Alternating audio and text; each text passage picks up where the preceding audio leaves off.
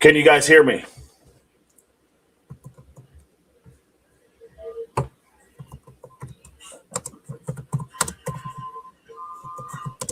Yes. Can you guys hear me? Let me know, everybody. Yes, all right, all right. Good morning, good morning. So, today here we're going to have a very good, very good show today, a good stream. And the reason is because we got two other people coming in. We got Let's Talk with Chris, and we got Analyzethatdoug is going to be on the panel. Doug, I sent you a link already. And so I sent you a link to the email that you sent me earlier. And so just so we know, here at 9 o'clock, get your pens and paper ready.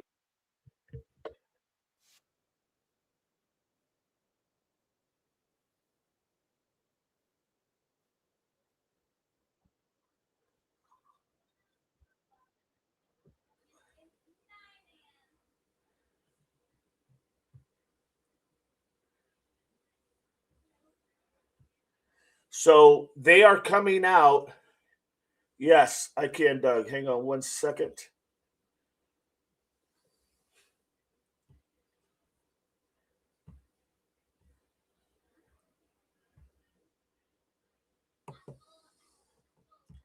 There you go, my friend.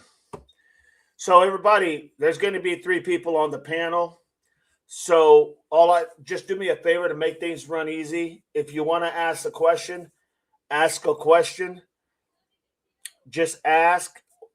I won't be able to read everybody's in between things like hi, that type of thing. Know that I do appreciate you all being here, and I do appreciate everybody. On a normal situation, I would read everything, but right now, as it is, the only thing I can do without causing a lot of confusion is to basically go ahead and try to read the questions that you guys ask. Now, Doug, when you come in here, and Chris as well, I'll start it off, and then we'll just pass the baton over to the next person, and that way we don't try to step on each other and just make it a big, what to do. So do me that favor. Suggestions. AJ says suggestions. Write a question in caps. There you go. If you want to do a question, write it in caps if you can. Write it in caps. That'll get our attention. And Doug and myself and talking with Chris, we will go ahead and see that. And if you guys see that, I'm going to be putting those right on the bottom of the screen, what the question is under our videos. So when you guys see that, you guys will know, hey, there's a question. Okay. Good morning, Carolina Girl. Good morning, Fantasy. Good morning, Doug. Good morning, AJ. Good morning. Get these out of the way at the beginning. April. Good morning. Welcome in.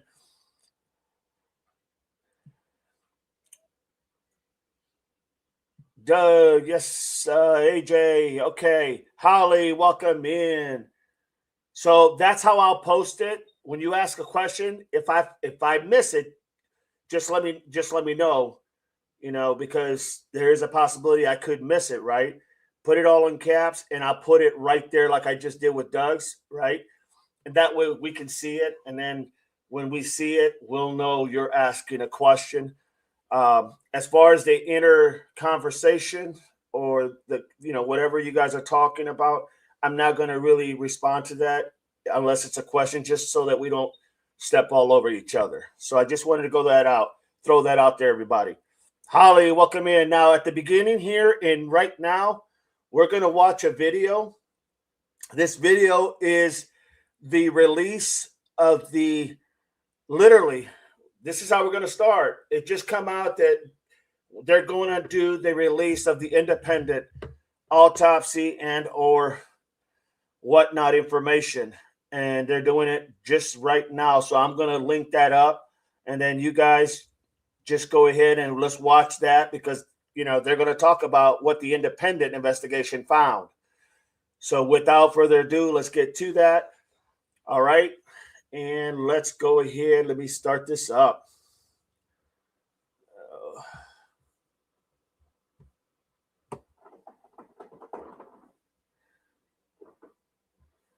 All right.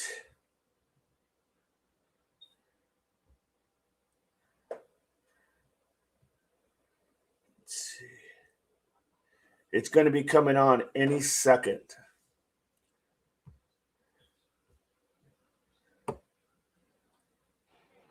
Okay, microphone 2, audio check again. 1, 2, 3, 4, 5, 6, 7, 8, 9, and 10. Now, this is going to be the press release from the independent investigation as to what they found out through the autopsy. All right, one more time here. 1, 2, 3. We're good. All right. Also, I think it's also going to have it may have also not just the autopsy, but possibly even the toxicology report. I don't know if that's going to be on there, but definitely we're going to find out some new information that we have not heard yet. So get out your pens, write down what you think you may need, and then after that we're going to go ahead and start. So they're supposed to start at 9. It's 9:03. I'm sure it's going to get on here any second. Thank you everybody for being here. DevilDog_88. Analyzing Doug is going to be in the house. And I do mean he analyzes everything. Need to subscribe to him. I know he has a channel. Also, got Chris, talking with Chris. Okay, microphone number 1. Podium microphone number 1. 1, 2, 3, 4, 5, 6, 7, 8, 9, and 10. You all good? All right. So Analyze Doug does a great job, and I'm glad to have him aboard. Glad to have him here, and glad he's a part of what we do. And Chris you guys know Chris, he breaks everything down. He goes, facts, and he tries to give you all the possible facts as well as analyze Doug. And then, of course, myself, Devil Dog, hey, prior law enforcement as well as a Marine. Everything is important to me. Everything so little and so small and so big makes a big difference. So here we're going to be. I think this is a damn good panel. And at that point, let's go ahead and watch this as soon as it comes on, and we'll go from there. Doug, if you want to link up to the top, I don't know if you are or not, but if you do, all right. Welcome in, Holly.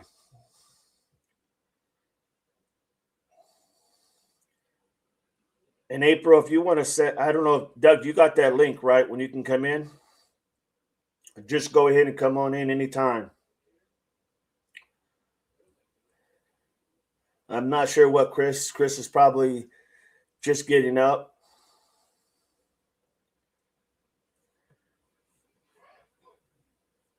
Let me see where we're at.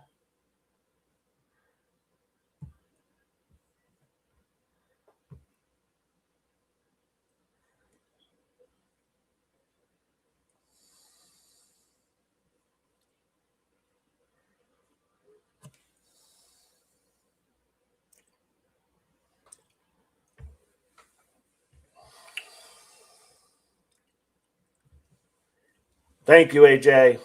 Thank you so much. Also, April, just go ahead and, if anybody comes in, acting, they're like little whatever, just make sure you go ahead and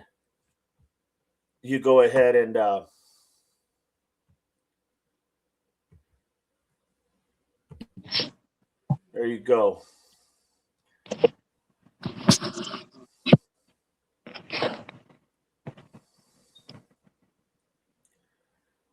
So just April, make sure you just go ahead and also all you mods, make sure you guys, you never know when you get some troll or something. A lot of different opinions. I'm sure after this presentation that they're going to do, I'm sure there's going to be a lot of different ways of reading things because not everybody reads it the same way. You know what I mean? So just do the best you can, and we'll go from there. Semper Fi, everybody. Appreciate you all. Photon, thank you for being here. Celtic Pat, welcome, Celtic Pat. Make the screen bigger. There you go.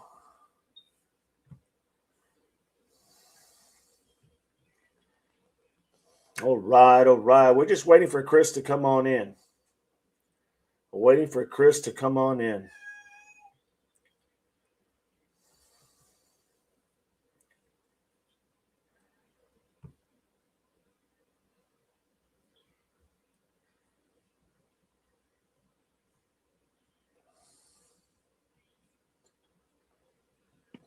Hey, DD, and Devil Pups. Thanks for having me on. Absolutely, Doug. Just wanted to say hi. To your older home. If that's the case, I'm going to mute while we're watching the video, though. Sounds good. Doug, thank you. Thank you for being here, my friend. Thank you. Not only can it keep your home nice and cool and up to 120-degree weather, it's also going to keep your house warm all the way down to negative 20 degrees. But the benefits don't stop there because it also happens to be the most efficient system on the market, and you're going to be able to mount it on almost any place or in any space. And right now, as we head into summer, we have a Doug, just for what it's worth, you're always welcome here, my mini friend. split for $0 down. Love having you. Finance it with 0% interest financing, so you can spread out the cost of that system over time and not pay a single penny in interest. Click the link below if you'd like a little more information, and we'll text you over a few more details.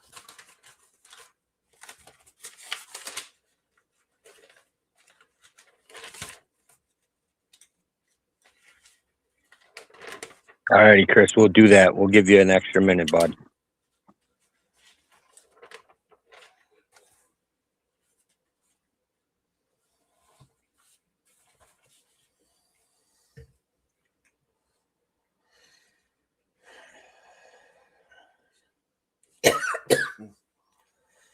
So it looks like this is going to be all about everybody. This is going to be all about the autopsy. I don't think they're going to talk anything about the toxology report, but the autopsy is what they're going to talk about. I'm going to make this a little smaller because I cannot see if anybody. Well, we'll go ahead and just go like this, and then afterwards, if you guys got questions, please. Mod, you can message me, or once the presentation is over, then we can go ahead and I'll make the screen smaller so I can see everybody's questions as we go on.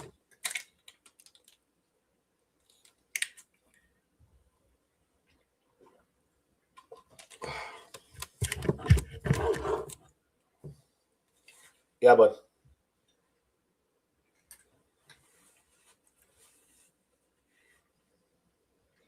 What's up, bud?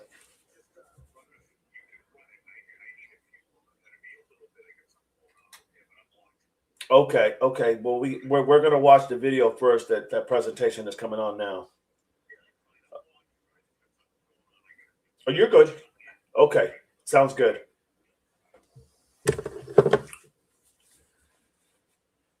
That was Chris, everybody. He just wanted to let us know that he's got something going on right now, but he is watching and he will be joining us here in a few. So just so you all know.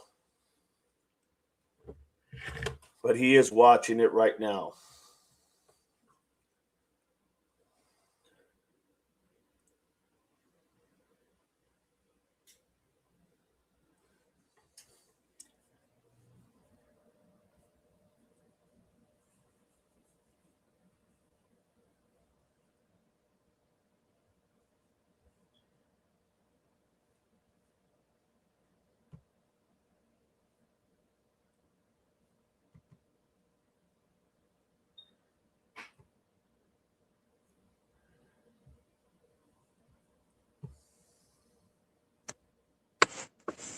So autopsy came back really fast. Yeah, it did. It really did. I'm gonna have some questions if they already have toxicology too. Like, no, that's fine. That is totally fine. Right? It usually takes like 6 to 8 weeks. They say it's only been. Well, that's if you go through the process system. But if you're able to pay that money ahead of time, that's why a lot of people don't do it. It's because it's so expensive. But if you're able to pay that money, and like they got a lot of donations from a lot of different, for a little better lack of words, from a lot of different, stars and people that contributed to them, then they're going to be able to go ahead and do this. Which, in hindsight, honestly, if anybody had the money, that's the way to go. Have it so that you got it. You can compare what they're saying to what you're saying. Right. At the end of the day, the sheriff's department, theirs is going to supersede anything. But having that comparison makes a lot of sense because it keeps that checks and balance, and then there's less anger and frustration on whatever the outcome is. Definitely. I'm trying to make the screen smaller, but great they got it through so fast.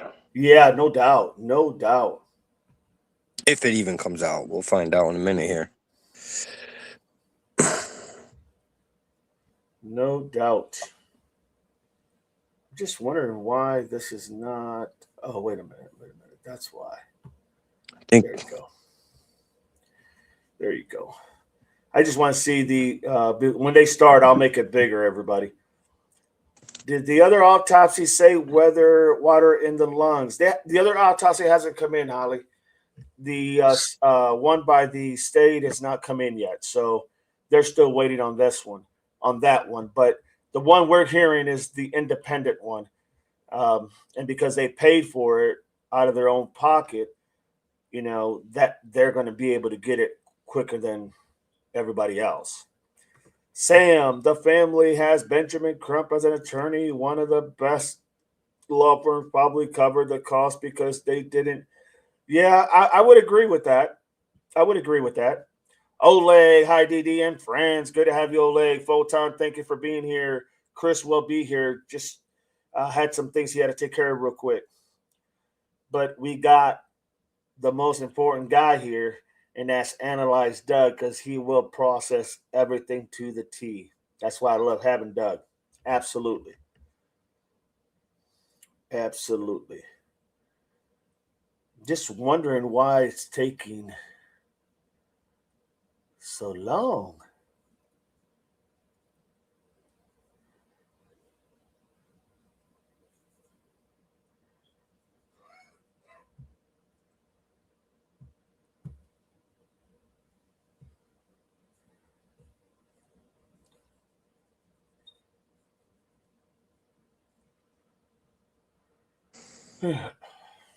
Wonder if they're gonna have the ME on explaining it, or if Trump will do it himself. I would hope that they would have the ME because you would think, right? Yeah, because to me it makes it more legitimate. It makes it more professional because the guy who does it should be able to explain what they did, right? So, exactly. And that's why it costs a lot of money because he's got to do it on his own time, then come in, then do the presentation. So I would like to say I hope to God it's going to be the guy who did it because it holds a lot more water. Let's just say, you know what I mean? There's a lot more to it, right? But yeah, I'm going to say probably. But then again, man, these type of things you just never know how they're going to, what angle they're going to go. Chris says, I thought I was the most important guy, DD. You are my uncle. You are not my uncle no more. Yes, Chris, you are important. You're just not here right now. Oh, Lordy mercy. But let's face it, Doug does process information better than both of us. Carol, hello. I will always be your uncle. Chris. Uncle Didi. Sam says, cool, good to know. Doug Tyler does a lot of good things for the community. He does. That's why I love having him. Love having him and Chris. And you'll probably see this more often as long as, Doug's not doing his painting. And, Chris is available and I'm available. We're going to have this more often than not, I hope. Chris, I'd love to be part of the team more often. Yeah, I love it. This would be awesome. You are always welcome. Chris says, now you are my grandfather.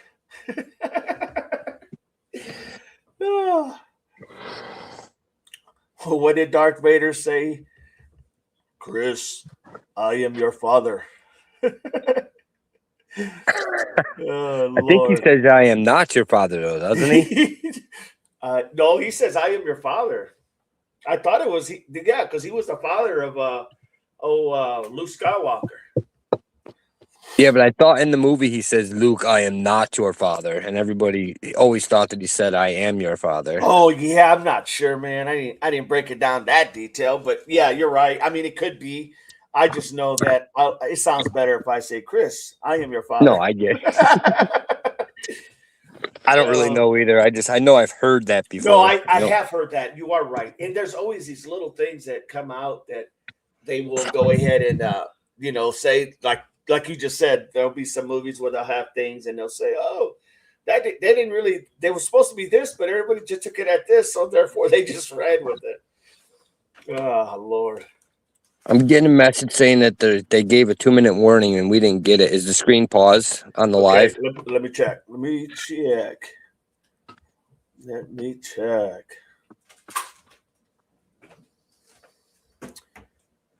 No. Let's see here.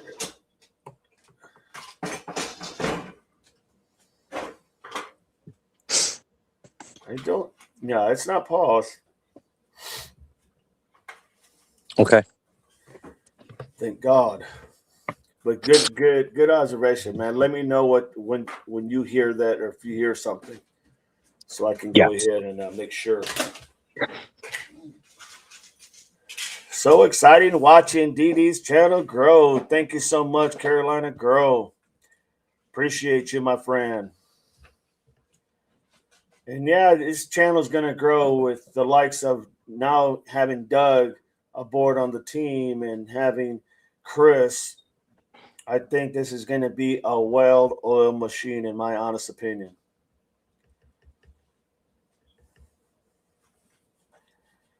Sam said Bullhorn Betty is on, I guess, set another track in Nancy's neighborhood.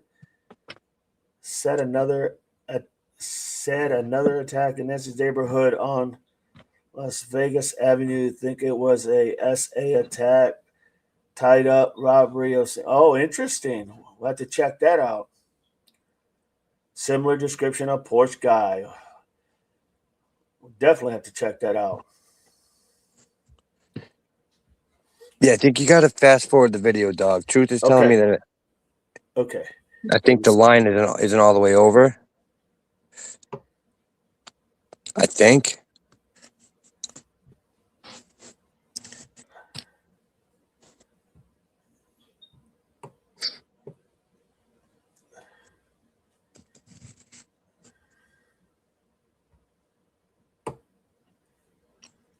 I'm still not seeing nothing, hearing nothing. It's all the way over, bud. Perfect. And I'm glad you said that because I didn't have it all the way over.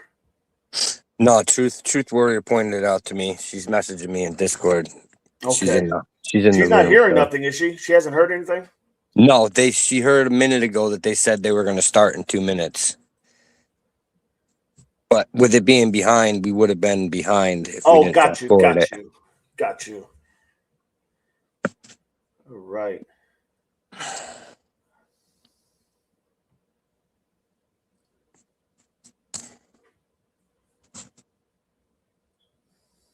Yeah, I stayed up all night playing trivia with Sikorsky, and everyone who stayed up. I haven't been to bed yet. Oh, wow. But it was fun. Do it, brother. I don't know how it was fun. No, yeah, I'm sure. Shoot, maybe in my younger days, yeah.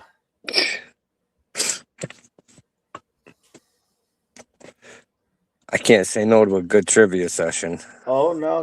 Hey, I tell you what. I got a brother-in-law that does a lot of he would play with like the people on the TV, you know, that Jeopardy and stuff. Oh yeah, I ain't that good, but well, he'd be answering these questions and like he's just very, very smart individual. Thank you. He'd be playing along with them, and I'm like, dang, man, how did you know? But yeah. Yeah, I'm lucky if I get like one or two right. Mine are just guesses, you know. I know I'm probably wrong. But he would get stuff that I was like, holy moly, like. But like I said, he worked in the Border Patrol. He was he was an instructor. The guy was just a brain walking around, and but he was a big guy. He wasn't a small guy. He was in the military, but he just knew his stuff, man. He'd be playing along with them, and I'm like, golly, man, like, yeah. Very interested. Mm-hmm. So yeah, I am not a bot. I'm actually a real person. Oh, you're good, brother. You're not. If you were a bot, you would have been the best bot I ever had. You'd be surprised at things you hear online, dog. Oh, hey, I know. I can only imagine, my friend. I can only imagine. Some people think I'm Richard Nolet's brother. Oh, Lord. Well, you know what? I always say, Put me on stage, Dee. Yeah, I think Chris is ready. Chris is ready. Okay, let me get over there real quick. Throw Chris on here. There you go, Chris. Come in with the big boys. Christ, I'm sitting backstage getting old. What the hell? No, you're getting old because you're just old, my friend. Wait a minute. You're older than me. I know. Unbelievable. I'm just sitting back there staring at the phone. I mean, at the computer screen. You know? What? Do you have an extra person in here? Doug's here. What's up, Chris? No, what's up, man? No, there's a blank spot in. No, we're gonna fix it to watch they got the independent autopsy back, and they're doing it at 9. They're a few minutes behind, but that's what we're watching right now. Yeah, I see. That's all I see. I don't know what Are else. you sure that's live? Yeah. Because I saw the report already flash across the news. No, this is in Chicago. They're doing it right now. July 22nd. Yep. This is live, Chris. Okay. I won't ruin the. Now, don't confuse me. No. Because the report's already out on the computer. I already saw it. That's why I didn't know if the independent one. Yeah. Interesting. Well, that just means somebody leaked it out to whoever. Well, at least here we all. Go figure. I hear kids. No, it's Bandit, my cat. Oh, Bandit! What's up? What's up, man? He's a little scrapper, man. We turned him into a indoor cat because he was getting in a fight with all the other cats. So now that's all he does is wants to. Look who his dad is. A Marine. Here we go. Here we go. You want to make this bigger, everybody? Okay.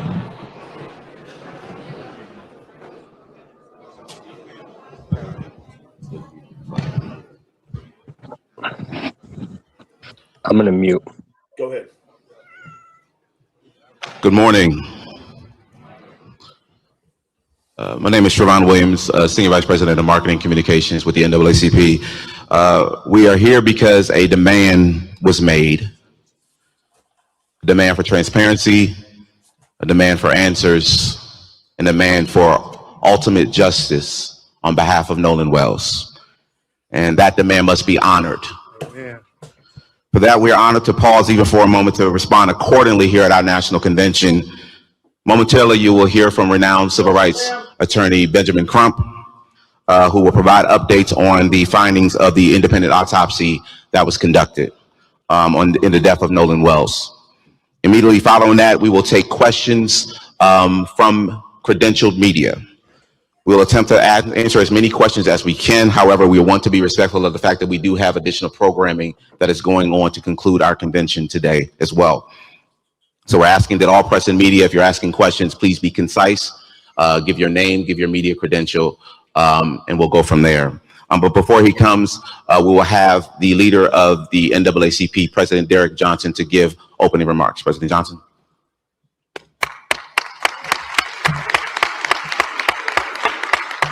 Good morning. Good morning. Far too often our young people are confronted with challenges, and many jurisdictions and states don't take those challenges serious. We cannot allow another individual, particularly a young Black man's death, go uninvestigated. We have seen this happen over the years, not only in Mississippi, but across the country.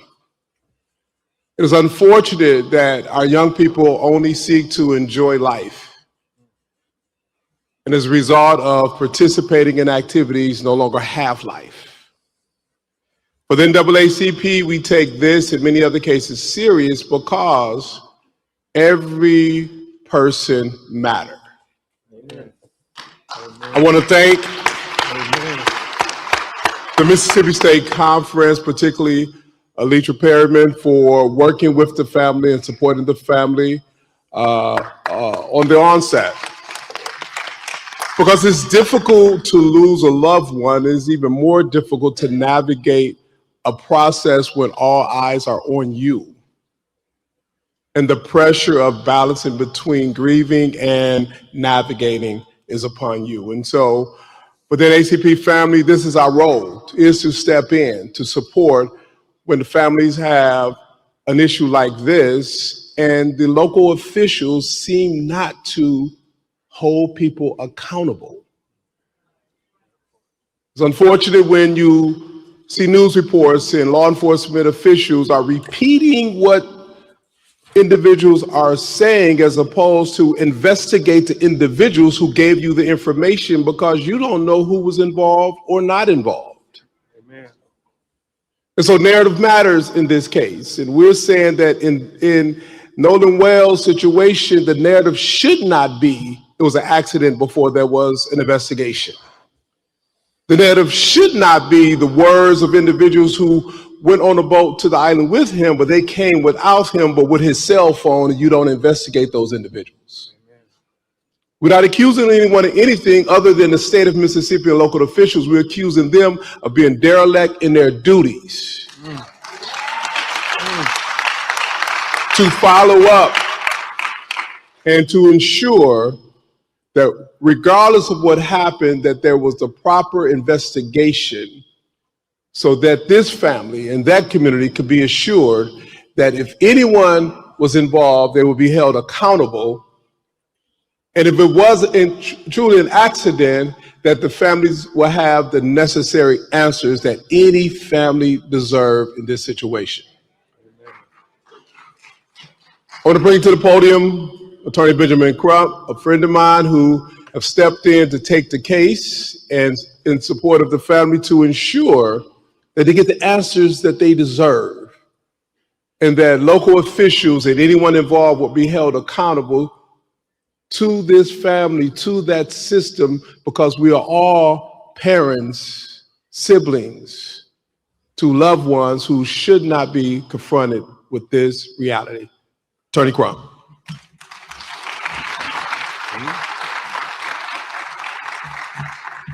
Thank you very much, President Derek Johnson, for your leadership, for the leadership of the Mississippi Conference of NAACP, and being there during the homegoing services to help the family go through what no parents want to go through. Thank you to Chairman Leon Russell, my longtime mentor from Florida, who helped raise so many of us. Thank you for always being there, Chairman Russell. As President Johnson said, I'm Attorney Ben Crump, representing the family of Nolen Wells, but it's not just me, it is a team effort of incredible, dedicated lawyers and investigators and paralegals. Attorney Lisa Park, attorney who you'll hear from in a few minutes, Attorney Eric Hertz, Attorney Gary Buchan, Attorney Camila Moore, Cliff Jones, Jared Presson, Alan Williams, our whole team of people who are committed, as I said, President Johnson, on this ferocious search for the truth of what really happened to Nolen Wells. But before we begin to discuss the intricacies of the preliminary findings of the independent autopsy, we think it would be appropriate for you all to hear from the people who knew Nolen Wells best, so they can thank you themselves and tell you about the trials and tribulations that they have been enduring since July 4th. July 4th would never be the same for them. I bring to the podium Nolen Wells' mother and father, Christine and Elmore. Please give them a warm NAACP welcome.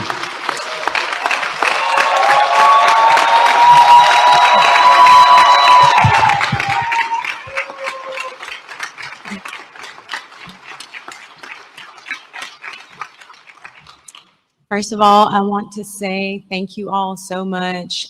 Thank you to President Johnson as well as Chairman Russell. This has been a difficult journey. Losing a child, Get ready to win big this summer at MGM Grand Detroit with a $200,000 progressive drawing. Starting June 1st, earn entries into the Friday drawings while playing all of your favorite slots and table games. Each week through July, winners will be selected. Nolen, who brought so much joy and light and life to everyone.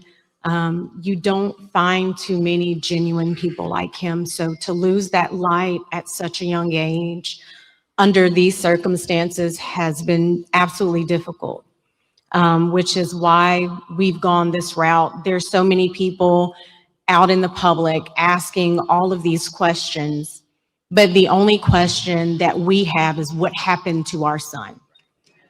That is the only question. We have consistently been degraded by the public. There's been questions about our parenting, our GoFundMe, this, that, and other. I've been called a racist. I am a healthcare provider, and I take my job very seriously. I love everyone. And it's been difficult for us, but we are leaning into our faith, leaning into one another, also leaning into all of you. There are not enough thank yous, not enough appreciation for what you guys have done for us. And we do. We love you from the bottom of our hearts. Thank you. And so it is our hope that our local authorities will do what they need to do, because us having the preliminary autopsy results and hearing nothing from them, it's heartbreaking and it's concerning, which again is why we are here, why we have asked for this help. So again, thank you all so much for your support. We appreciate you, we really do.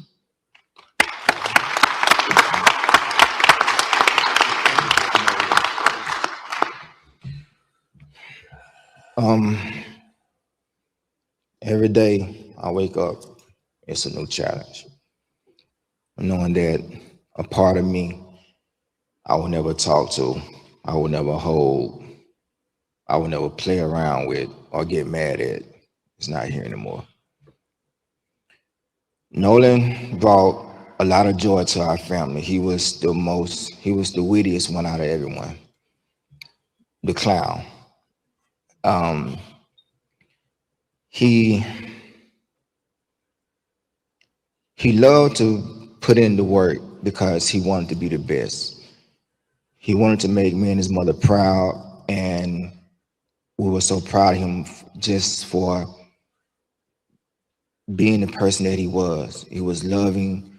All his teachers knew him, but loved him. He walks in the room, his aura, you're automatically drawn to it.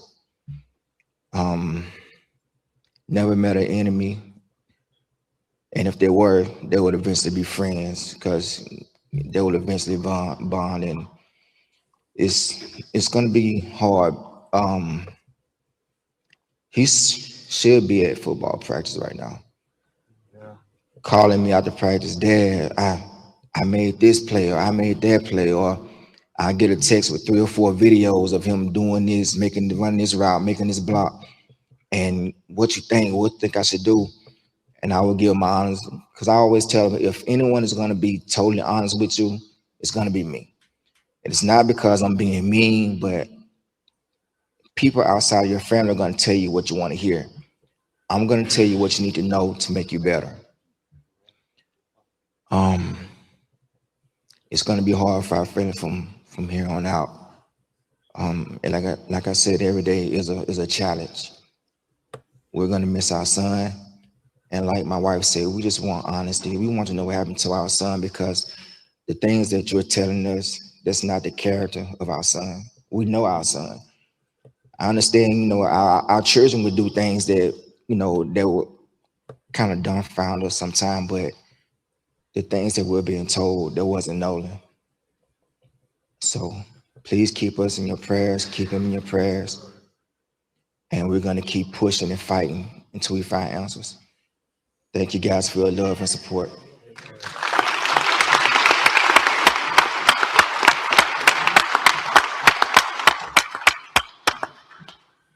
Thank you so much, Christine and Nolen. Christine and Elmore, Nolen's mother and father. Before we start to go over the preliminary findings from the independent autopsy, we will hear from Attorney Lisa Park to tell you about who was the forensic pathologist who conducted the autopsy. Attorney Lisa Park.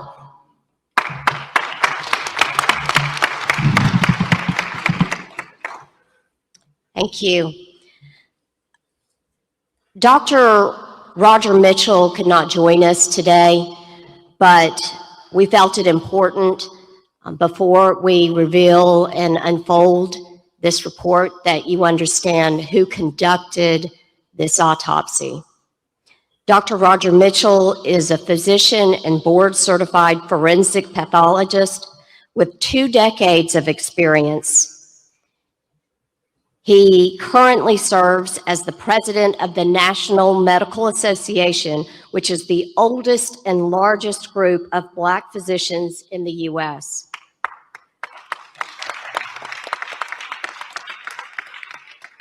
Most recently, he also served as president of Howard University Hospital, chief medical officer of the Howard University Faculty Practice Plan, and chair of the Department of Pathology.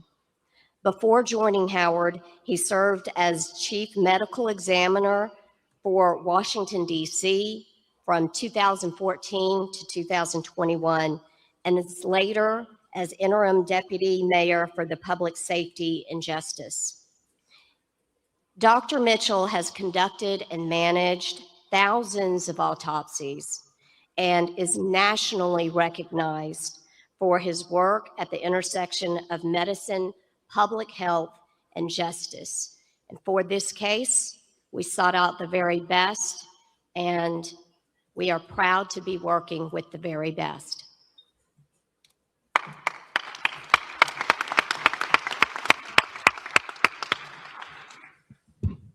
Thank you, Attorney Park. I again want to express our gratitude to President Johnson, Chairman Russell, and the NAACP, because civil rights is more important than ever in the United States of America today. And so we thank you for the civil rights leaders stepping up to say that our children's lives matter now more than ever.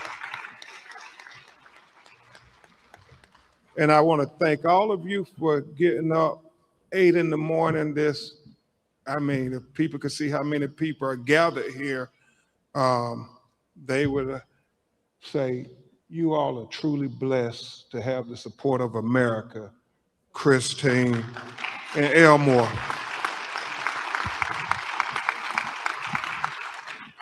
And I want to thank the media for covering this matter, because they don't always cover when our children are taken away from us in highly unquestionable ways. And I do understand there's a lot of news going on in America today. I woke up to them saying LeBron James is going to announce where he's going to play basketball next year. But I'm very happy that the media said this story is just as important.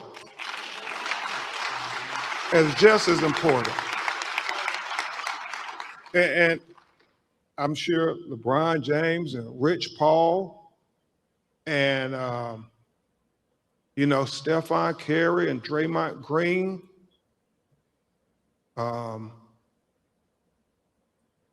Jaylen Brown, Embiid, Maxey, Giannis, Bam,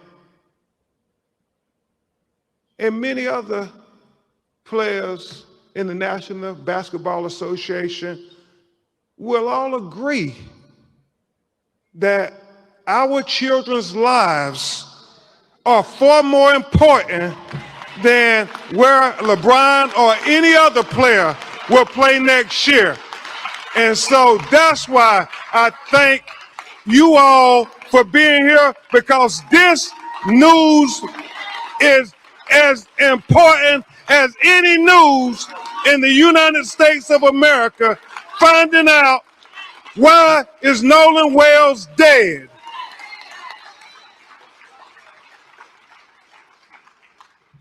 And I want to thank you all who have called the call center. I want to thank Reverend Al Sharpton. I want to thank Mr. Tyler Perry. I want to thank Mr. Terry Owens for putting up the $125,000 reward for anybody out there who have information so we can get to the truth of what happened. I mean, any videos, and we've gotten so many videos, President Johnson, from that day from young people, and we want them to have the courage to come forward with the pictures. What you heard, I know people said there were a lot of disturbances out there. Some believe it involved Nolen. All of those things are important to get to the truth of what happened. The fact, Christine, that the United Cajun Navy are so forthcoming. The fact that they told us, we haven't heard from any of their local officials, that Nolen was found face down, fully clothed. Well, that's significant to us because the last time we saw him on the videos, he was without a shirt. So at what point did he put on a shirt? Somebody saw something. Somebody knows something. There were almost 300, 400 people. Somebody knows something. So, Scott X, we're trying to just make sure people understand that you can call the Nolen Wells tip line. at bencrump.com.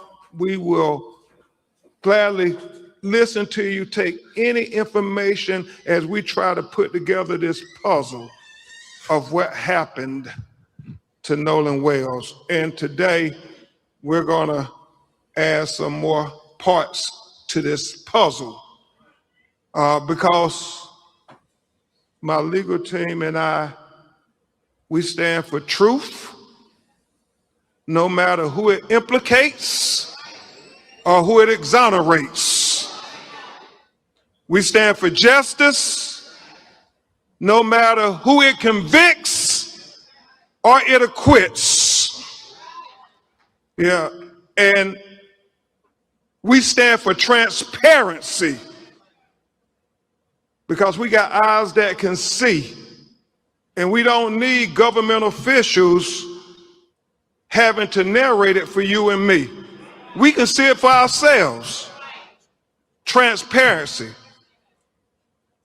That leads to the truth.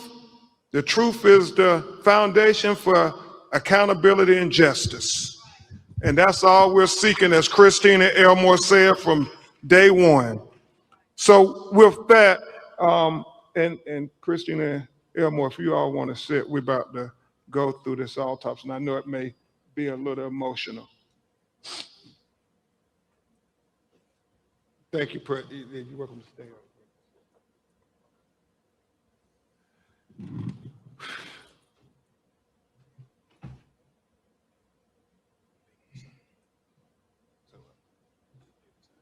You got the pointer?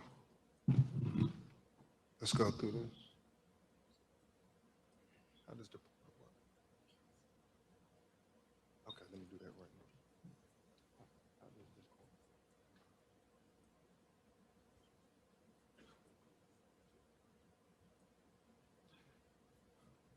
work? As we begin to present the preliminary findings of the autopsy, we want to especially thank Mr. Colin Kaepernick for not thinking it robbery to pay for the autopsy. Is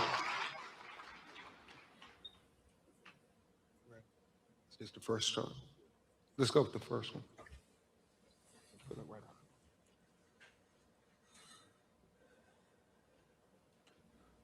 So,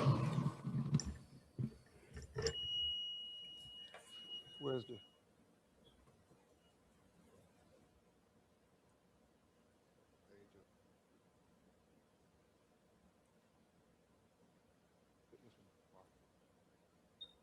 Second page, that's the real one.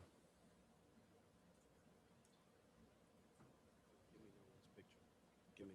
Nolen's picture. An autopsy will be provided for the media at press@bencrump.com.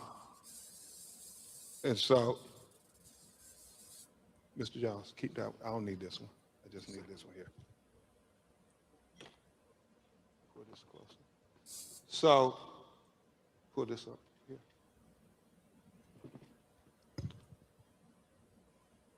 So, Dr. Roger Mitchell, board-certified forensic pathologist, performed a preliminary report on the death of Nolen Xavier Wells.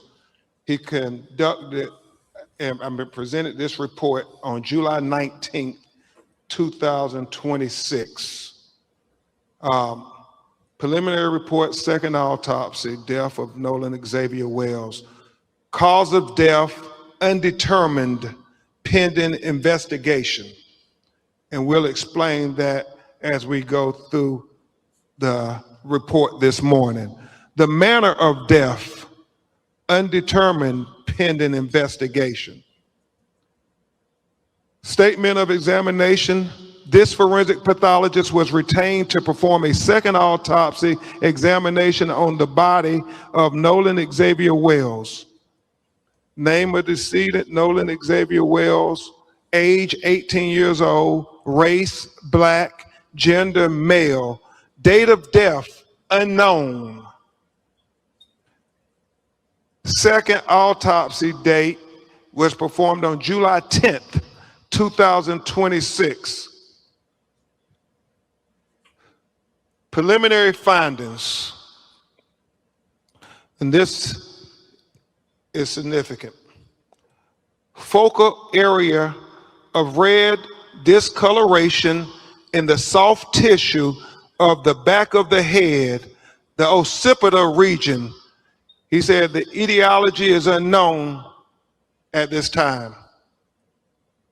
He said the body was received after the initial autopsy. He said the body had marked decompensation. He said coronal incision of the scalp, brain removal, Y-shaped incision of the anterior torso, and he talked about the organs being removed, as is common, accompanied in the body cavity. And that when you have an autopsy, the organs are removed from the body and they are dissected and examined, and then they are put back in a bag within inside the body. So when they're buried, their remains will all be with them. But in this occasion, if there's going to be a second autopsy, then the organs are put in the body cavity so the second pathologist could be able to examine the organs as well. Very significant for Dr. Mitchell was that the anterior inner neck structures were absent, not received with the body. And we'll explain that in just a minute. And then it talks about the additional procedures performed during the second autopsy. And we'll go into the paragraphs on that there because he explains it better in his narrative. So where's the first page of the discussion? Not the diagram yet. You can keep the diagram over there.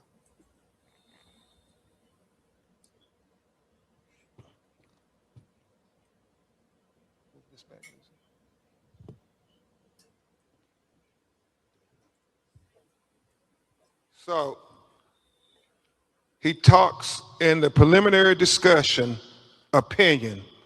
This forensic pathologist identified several limitations during the second autopsy that create barriers to establishing a definitive cause and manner of death for Nolen Xavier Wells. And that's important. He talks about the fact that we didn't get to see the body when it was first recovered, like the medical examiner working for Mississippi would have seen it. He talked about the second autopsy performed on Nolen Wells revealed marked decompensation or changes. Marked decompensation can obscure the presence and absence of bruising on the skin surface, especially during a second autopsy examination. What he's saying, because the body was so decomposed that you couldn't tell if there was bruises or abrasions on the body when he received it on the 10th of July.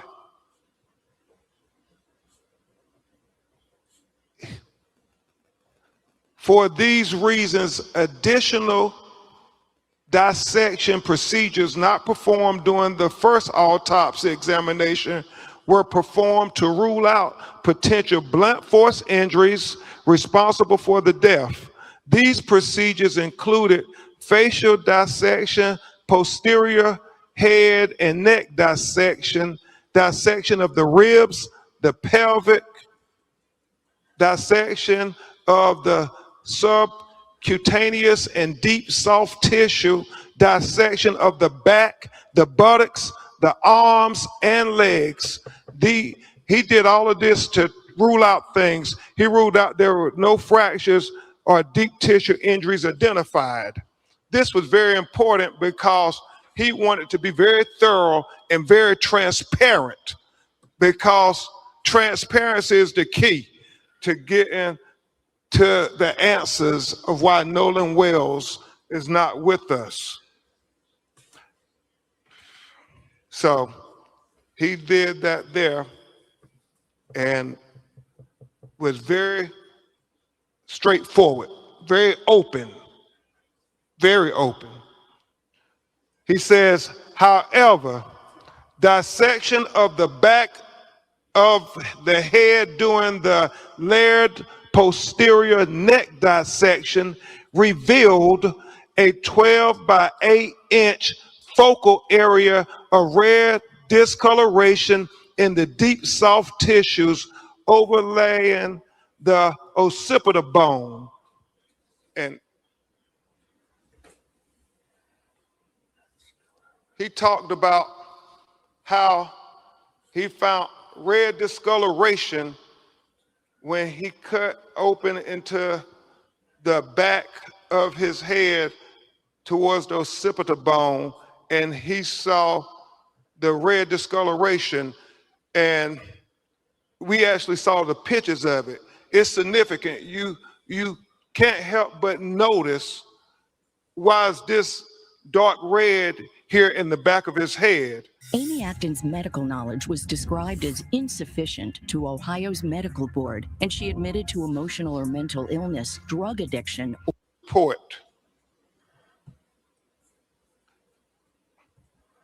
He said that etiology of this finding is unclear. There are no lacerations of the overlaying skin nor fractures of the underlying skull. These findings are inconclusive for perimortem injury due to both the extensive decomposition and the absence of associated injuries. This finding, however, is significant enough to be highlighted in this preliminary report for further investigation. It is important to reiterate that the finding could not have been observed in the first autopsy because the posterior head and neck dissection were not performed. He said another limitation, move this back here.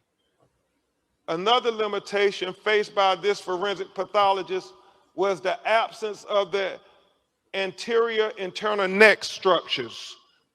The trachea and the laryngeal cartilage, the thyroid horn, and the hyoid bone were not received with the body. So he's saying that the throat was not received with the body when he got Nolen Wells' body in Washington, D.C. to perform the second autopsy. And so let's discuss that with what he said about that. He said, it is assumed that the initial pathologist retained these structures for additional evaluation. He said the retention of the anterior neck structures during an initial autopsy is a common forensic pathology practice. He was chief medical examiner for 7 years in Washington, D.C., and he said that if they had concern about throat or any fracture or compression of the throat, they too will hold them back. He doesn't know why they held the throat back, but he said the throat was not with the body of Nolen Wells when he received it in Washington, D.C. to perform the second autopsy. He said, nevertheless, a posterior neck dissection performed without review of the anterior neck structures is incomplete. Therefore, this pathologist cannot rule out injury to the neck as a contributor or a cause of death. He said he would need to have the medical examiner in Mississippi allow him to review the throat. That's why he said his autopsy is undetermined pending investigation. Remember, it's about transparency. Because the initial autopsy rightfully removed and dissected each organ, there are additional limitations inherent in the second autopsy of Nolen Wells. The most significant of the limitations was the inability to directly observe the airway and the lungs for water and directly observe the stomach for gastric contents. He said it is very significant as to what the initial forensic scientists who got to review the body when it was recovered. We have heard from our call center people saying the body wasn't waterlogged. Well, we need to know those things. But unfortunately, because the body was decomposed and the organs have already been dissected, those are things we can only get from the initial autopsy. So therefore, again, the manner and cause of death is undetermined until further investigation. We are hopeful that the Mississippi Medical Examiner would give Dr. Mitchell an opportunity to see their photographs and their observations to the condition of Nolen Wells' body closer in time to July 4th.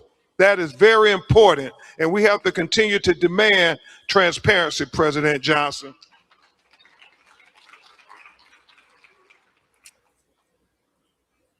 In addition, the original toxicology results have not been received at the time of this report. And we continue to wait for the toxicology to come back because, again, that will be part of the investigation into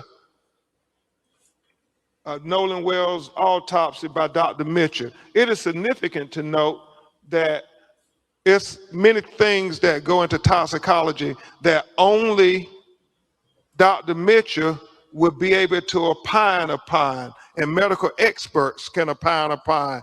And he feels the proper place to do that is before a grand jury in a courtroom. And so we would hope that the district attorney would present Dr. Mitchell before the grand jury as well. We want all relevant information to be heard by the grand jury. Lastly, in cases where a death has occurred in or around a body of water, this is important.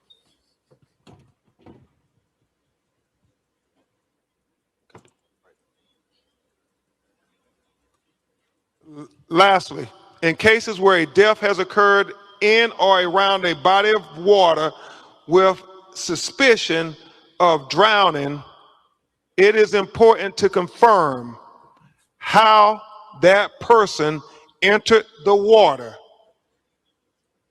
This is the crux of the matter.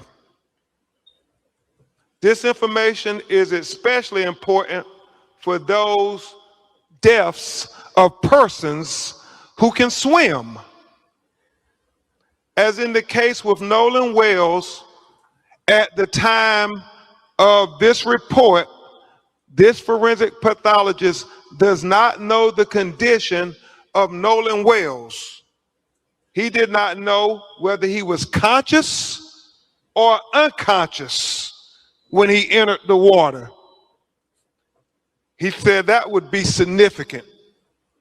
He said He did not know whether he was forced into the water or unforced into the water. He said that would be significant. So he said the condition of Nolen Wells before he entered the water would be the crux of the matter. It would be of utmost importance to being able to determine a cause and manner of death.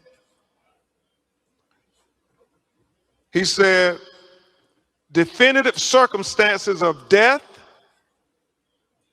are required to determine the manner of death. For these reasons, this pathologist cannot rule out, and let me really call your attention to this.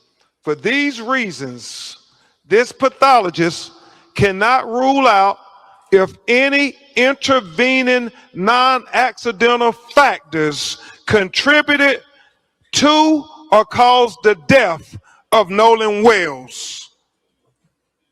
Understand, he's saying based on the examination of the body, he cannot rule out foul play. That is significant.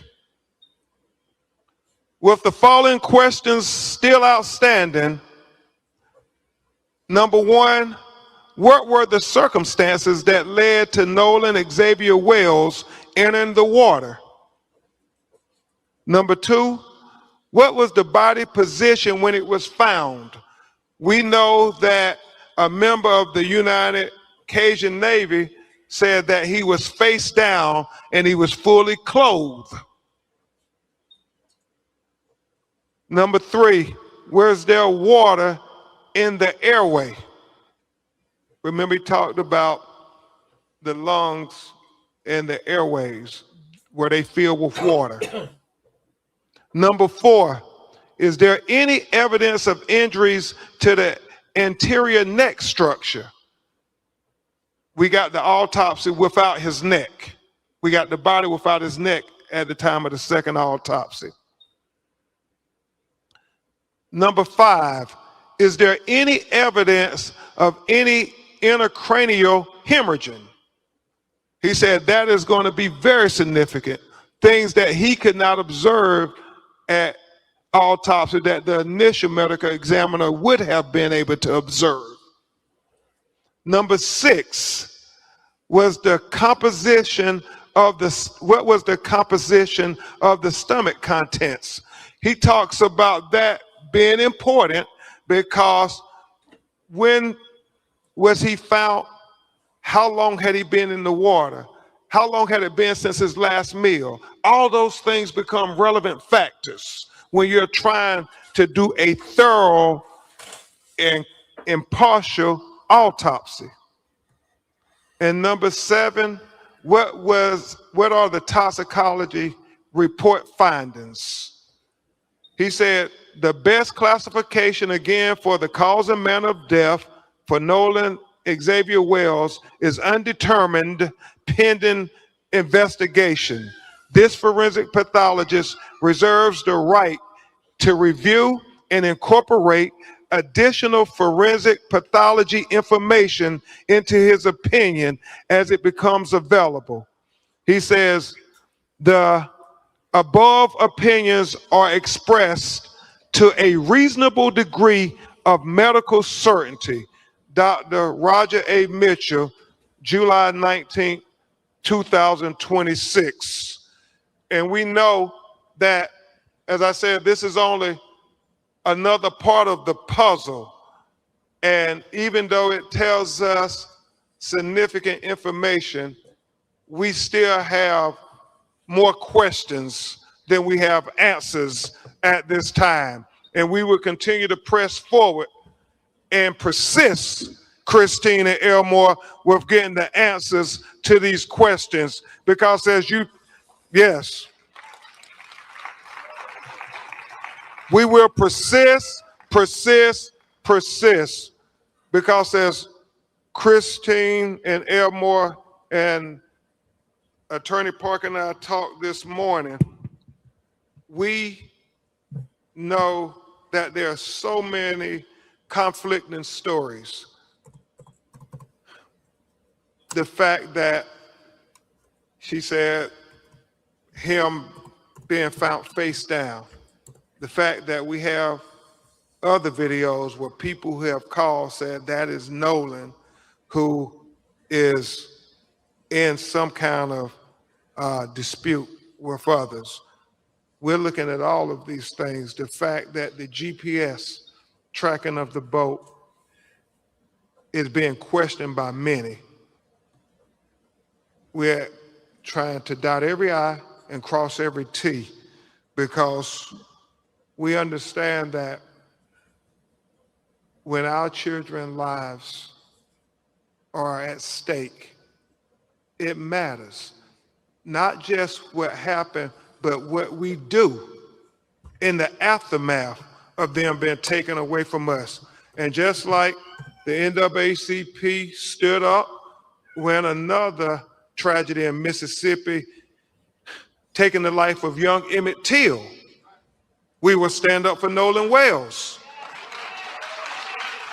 Just like the NAACP and civil rights leaders stood up when another Mississippi son was taken in Medgar Evers.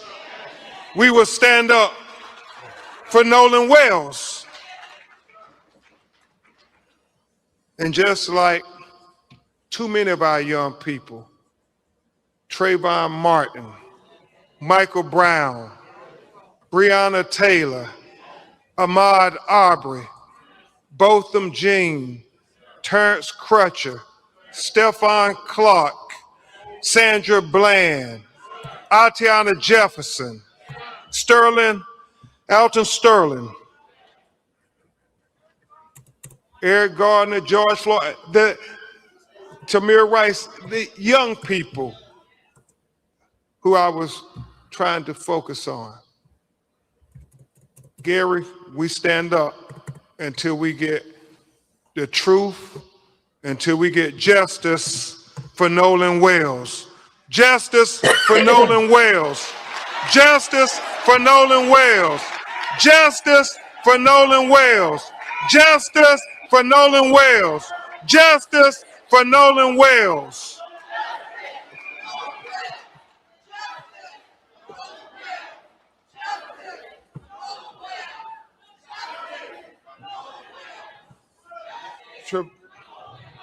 We were asked if Christine and Elmore and President Johnson can come back and join us on the stage. And Trevon, we will have you coordinate questions and answers for us or President Johnson or Attorney Park and I. I will say this, as President Johnson comes to the stage, I was sharing this with him and Chairman Russell, Christine Clark. God knows we wish we had you at the Department of Justice now. Christine Clark. As I was sharing with President Johnson and Reverend Al and others, this is so important that we continue to talk about Nolen Wells and what happened to him, and that we get attention on him, because in getting attention on him, it brings attention, Cliff Jones, to other cases that are not getting their attention as of yet. But I'm so grateful to Christine and Elmore, because they said whatever we can do, not only to help our son, but to help these other young black boys who was killed the July 4th holiday. And I want to take a moment before we answer your questions to talk about two other young black men, both 18 years old, who were killed in extraordinary ways that are very similar to Nolen. President Johnson, 18-year-old Daniel Irvins went on a fishing trip, out on a fishing boat with two other young men. He was the only black. It is alleged that he ended up accidentally drowning, but his two white friends got his cell phone and threw it away, got his clothes and threw it away, and then went and deleted all of their text messages with him and social media. Sounds familiar? And they've only been charged with tampering with evidence. And his mother is crying out that they should be charged with murder, because if they would lie about his cell phone and his clothes and deleted messages, then they will lie about what really happened to Daniel Irvins.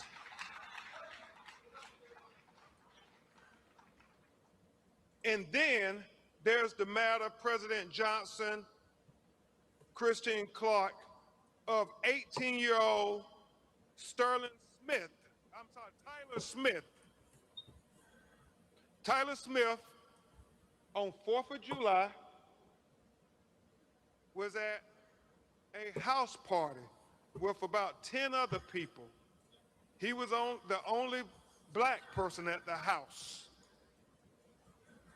He somehow ends up shot in the head, dead. Some of the friends get rid of the gun. The police show up. They tell the police it was an accident. It was an accidental shooting, that they were playing Russian roulette. And Tyler Smith ended up getting killed. And apparently, Christine Clark, President Johnson, the police just took their word for it. His mother and grandmother are incensed. They asked the police, did you do a gunshot residue test on his hands?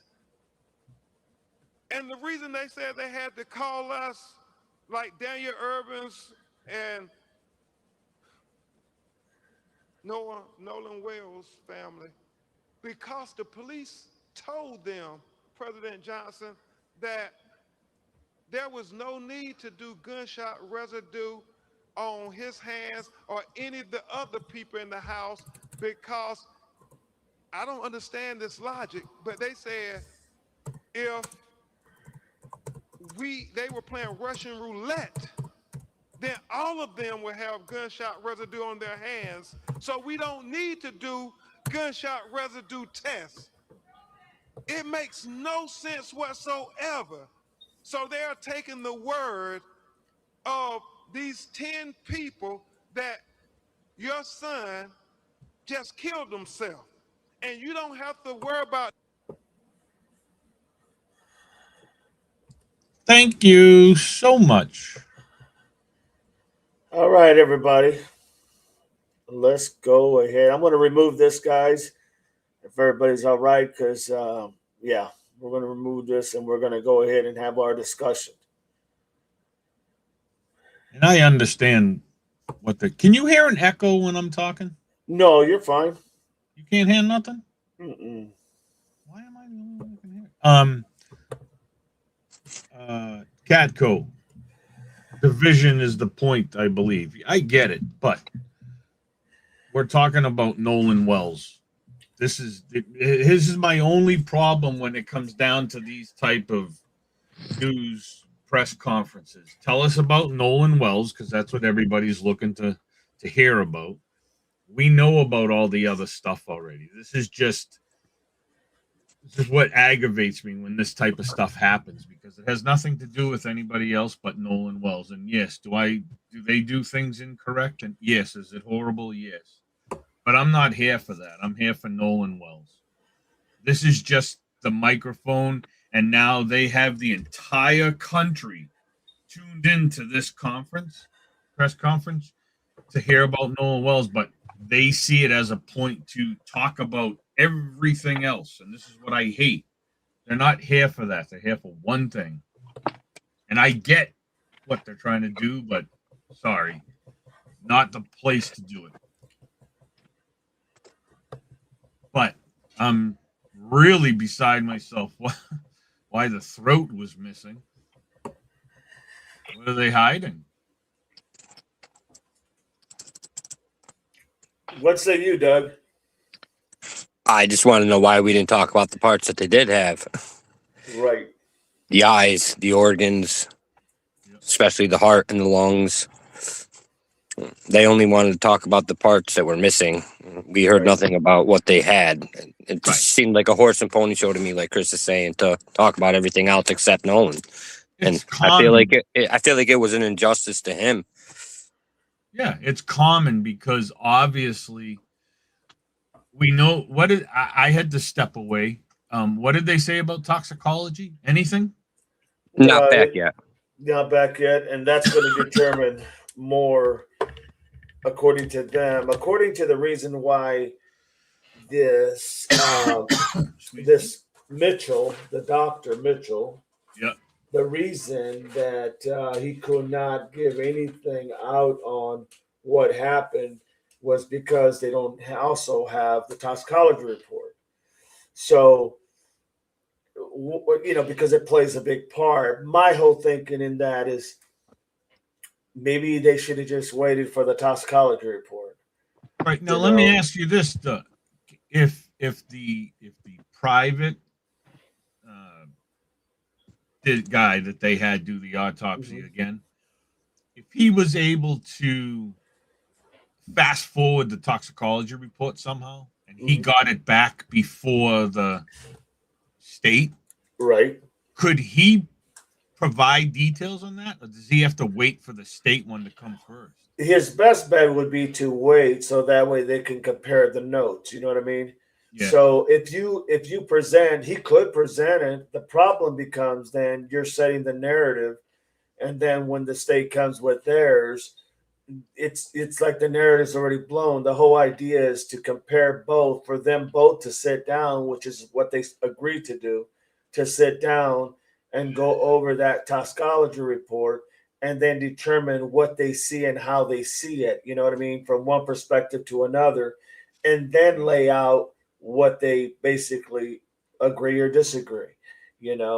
I personally believe that this all should have probably been waited, in my opinion, until the toxicology report, because there was too many missing factors. There was too many things missing from the body that also did not give a clear indication of what it could have been. So why not, if you don't have all the stuff, and you're right, Chris, I kind of look at that too, that we know the history. We know the history with Emmett Till and all these others. But right now, this whole focus point should be exactly on Nolen Wells, point blank. It should be on him. And to me, I think you stir up a lot when you're bringing stuff that really is not necessary, only because it really doesn't answer the question on what they're trying to make sense of, is how he became, unalive,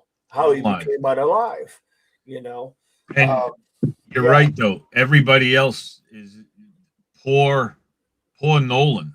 You know what I mean? Yeah. And at this point, I have to say poor mother and father too, because they're being used right now. The whole family's being used right now to speak about everything that's wrong with what's going on with all these other people. And, that's because Crump is good at what he does, but he's using this platform that he has now against. Absolutely. And you know what? This right here today, what we just witnessed, is what causes riots. This is why people are going to hit the street and be like, "Where's his throat?" You know what I mean? This is what he does. Yeah.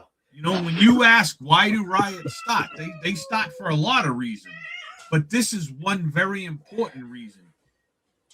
That's what they're looking for. Well, let's. I wanna go to this thing here real quick. I just want to. Yeah, it's okay. You guys want to hear some of the questions or just have the conversation? No, roll with them. Huh? Yeah, go for it. Why not? Ask some questions. Yeah. See what they're saying. Okay, here we go. Give me 1 second. Message. I was like, hey, this is Christine, Nolan's mom. I just want to see if there are any updates. Basically, he called back. There were no updates. He's like, we're still interviewing. And again, my concern, and also my husband's concern, was it was not even an hour that his body had been removed. And the sheriff came out and said, this is, accidental drowning. We don't think there's foul play. Again, that is why we're doing what we're doing and why we're moving the way we are. Because I sat there and asked them, please take this case as if this is your child, your family member, your whatever. And they promised that they would, but when you make statements like that straight out the gate, that's an issue. We did meet with the DA. She did promise, transparency and all of this, all of that. However, damage has already been done because now that's the narrative that's being pushed by the general public, who again, know nothing really, only what they're hearing from other people. So in addition to that, it's all these things coming up. And at the end of the day, like I said before, any parent that would be in this situation, you would do anything to find out what happened to your child.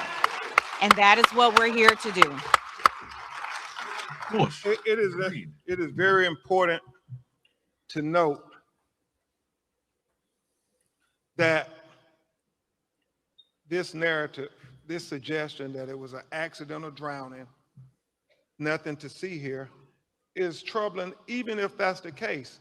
There were 300 to 400 people out on Horns Island. You mean to tell me nobody saw anything? Nobody can tell us anything about what happened to one of the few black people that were out there on that island that day? It just doesn't add up. The fact that they're saying Nolen said that he would stay behind, but yet an 18-year-old kid would not want his cell phone if he was going to stay behind. The fact that, you have the young lady saying that he said he was going to get back on the boat with the boys, and then the boys saying no, he said he was going to stay behind and talk to her. If that was the case, don't you believe Nolen would have said, give me my cell phone, I'm going to stay behind. Give me my car keys, I'm going to stay behind. It's not adding up. And so we're going to keep fighting and digging until we get the answers, the transparency, the truth, the accountability, and justice for Nolen Wells. Justice for Nolen Wells. Justice for Nolen Wells. Justice for Nolen Wells. Justice for Nolen Wells. Justice for Nolen Wells. Justice for Nolen.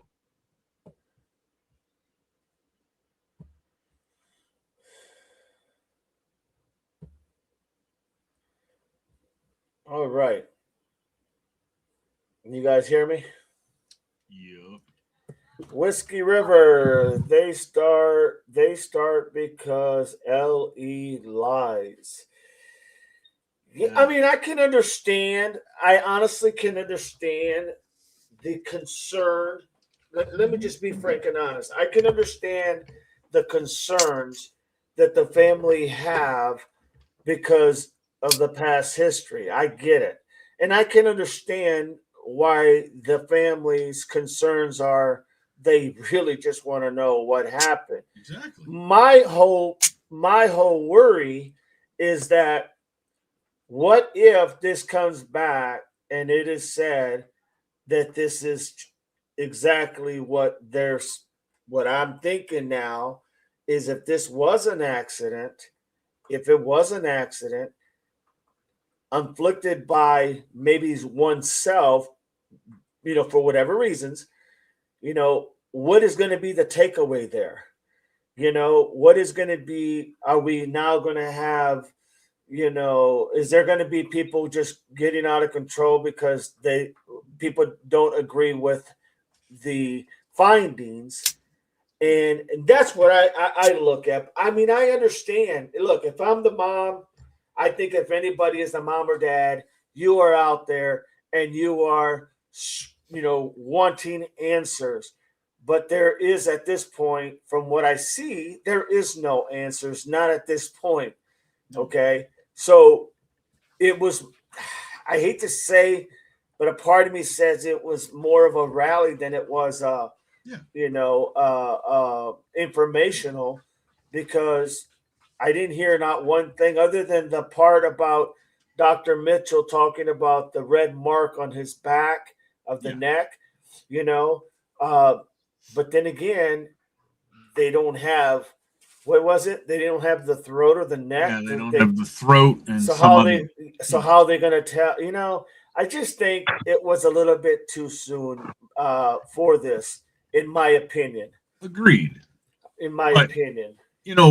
Whiskey and Sam, I know what you guys are saying. And I'm not saying this is going to cause a riot, but if I was in the parents' place, I'd probably be doing the same damn thing. Any one of us would be. Right. But my point is, it has nothing to do with the parents. The parents are being used, as is Nolen Wells, to promote Crump's, everything he wants done. What he wants is people to get up and start screaming and yelling. That's what he's looking for. Let's wait till everything is back. If this is an accident, right? What he just put out to everybody in this country that just watched this, whatever comes out, if it comes out to be an accidental drowning, everybody's going to say absolutely not. It's a cover up still, because that's what he just presented to everybody. They're covering up. And you know what? As a sheriff being on scene right then and there, I don't think he was saying, accidental drowning, have a good day, see you later, goodbye. I think first reports, no injuries that we can see on him. It looks like it might be an accidental report. It's drowning. It's not a see you later, goodbye. There's an investigation. And I feel bad for the parents, and I feel bad for Nolen, because they're being used right now by this guy. And you know what? In the end, if it was a crime and somebody needs to be, or a bunch of people need to go to court and go to jail, whatever, that's great. Thank you for doing it, my guy. But like Doug said, it's too early, because obviously, beside the red mark on the back of the neck, that independent autopsy didn't find anything else. Right.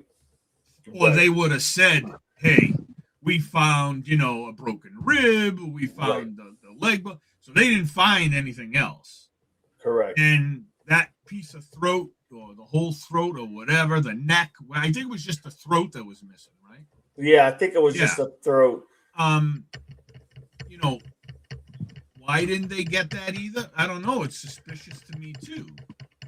But, I'm not trying to point fingers at anybody, but as we all know, this is what they do. And I'm not they, I mean, Crump, this is what he's there to do. And I get it. But, I just think it was way too early. It should have been wait for the toxicology. I would have waited. I think you're right, Chris. I would have waited. And then determine as a group, because they're all going to talk, right? Right. And as a group, come out and say, hey, look, it doesn't. I mean, let's face like it. An accidental drowning. Let's face it. This is just one of those really touchy situations because of how and what it involves and who it involves. It really is. I mean, Josiah says, bottom line, this should have not been publicized without answers today. Right. Yeah, totally agree. Because you can ask them a question right now and they can't answer that question. Right. And that's the whole point, is getting information on what happened. But you don't get anything other than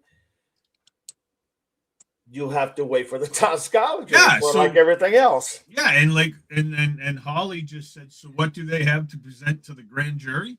Nothing. Not at this point. They have nothing. You know, one group says it looks like an accidental drowning.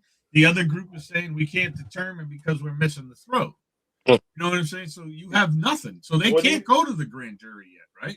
They got to wait for that toxicology report. Right. That is correct. And now, so this autopsy was done on the 10th, the independent one.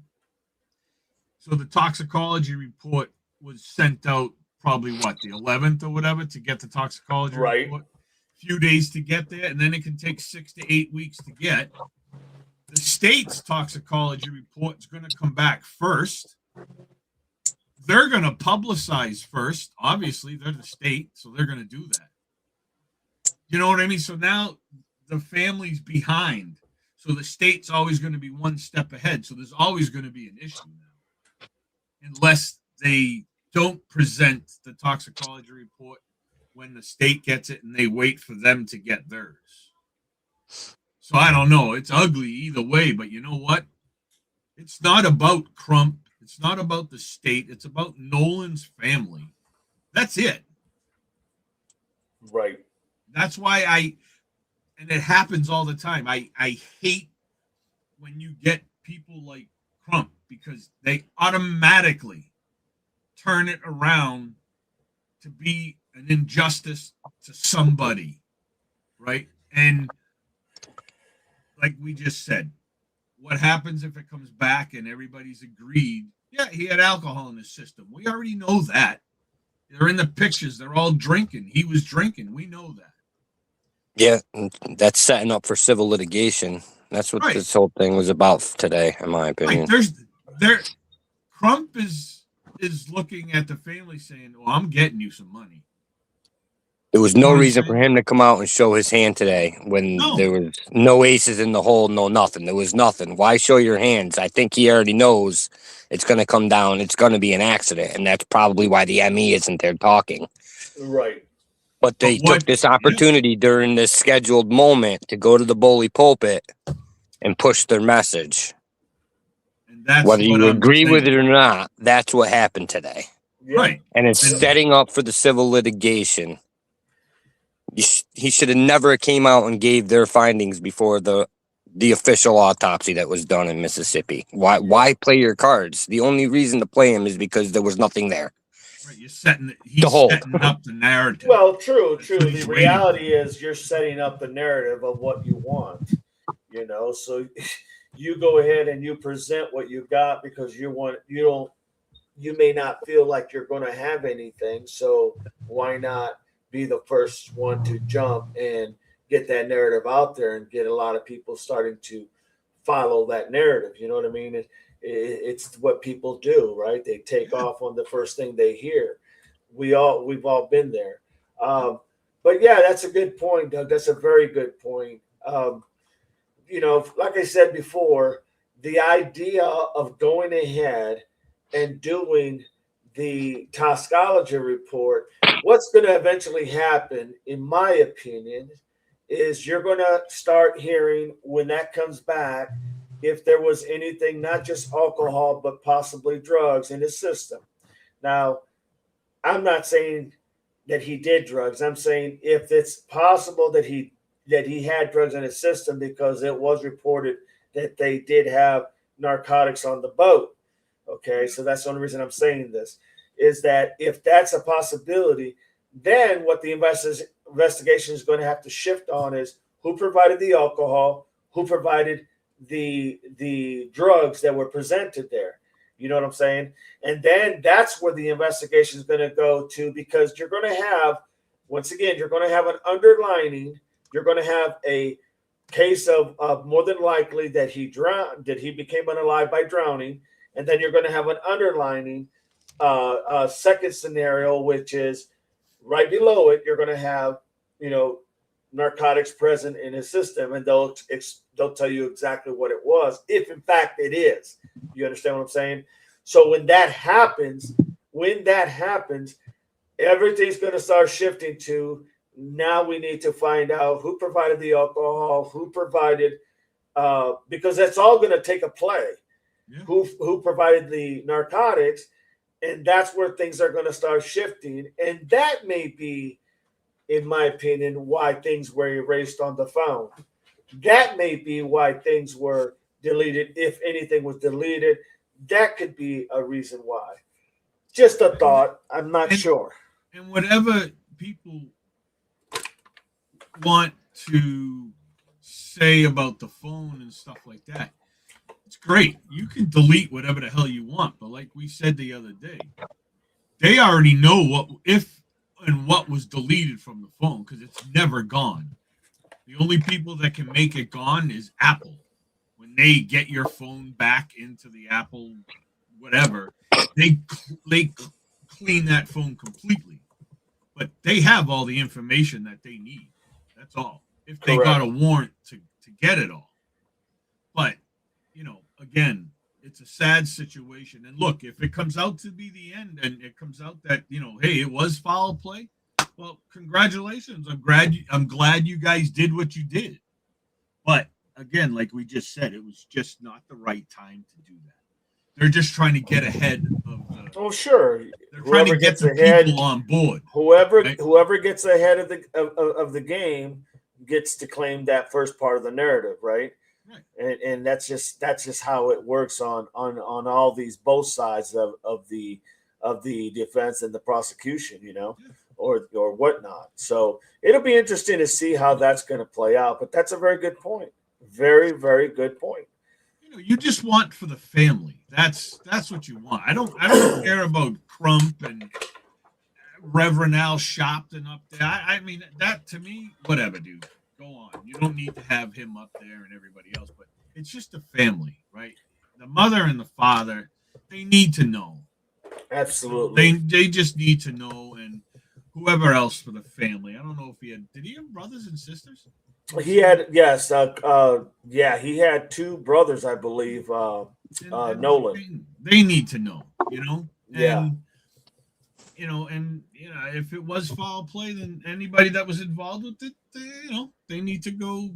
They need to do what they got to do. Yeah, you know what I'm saying? Yeah. Hey, El, the people that are on the panel, we have Chris talking with Chris, and we have Analyzethatdoug.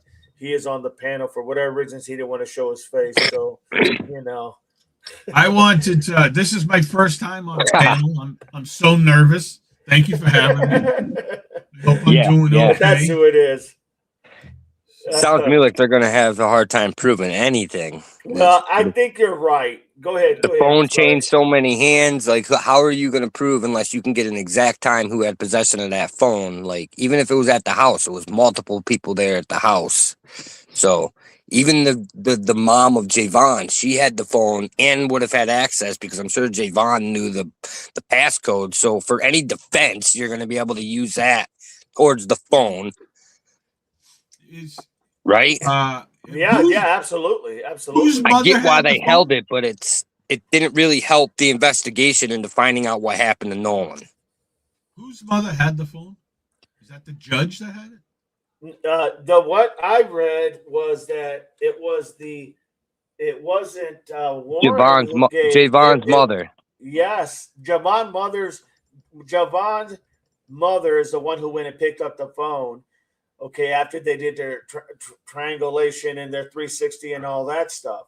But the idea that it was Warren's mother who handed the phone to Shauna, the mother, of Javon, she's the one that handed the phone. So she knew he had the phone. She handed the phone to her, and then she took it back to the mom. Now, I don't know why that's really a big issue, because in my opinion, you're a mother, you're worried, you know something bad, you got that feeling in your gut that something happened. To think that it's something crazy for very good friend to go and pick up the phone instead of her, I don't see that as a problem. I think that's actually makes a lot of sense to me. This phone is going to say a lot. Oh, absolutely. Look, guys. Go ahead. Yeah, they can determine what time anything was deleted. There's a timestamp on everything, and if they can pinpoint the time. All right, so this was deleted at 4:50. Well, they know they're on the boat at 4:50, so they say, all right, well, it was one of you motherfuckers on the boat. Excuse my language. You know what I'm saying?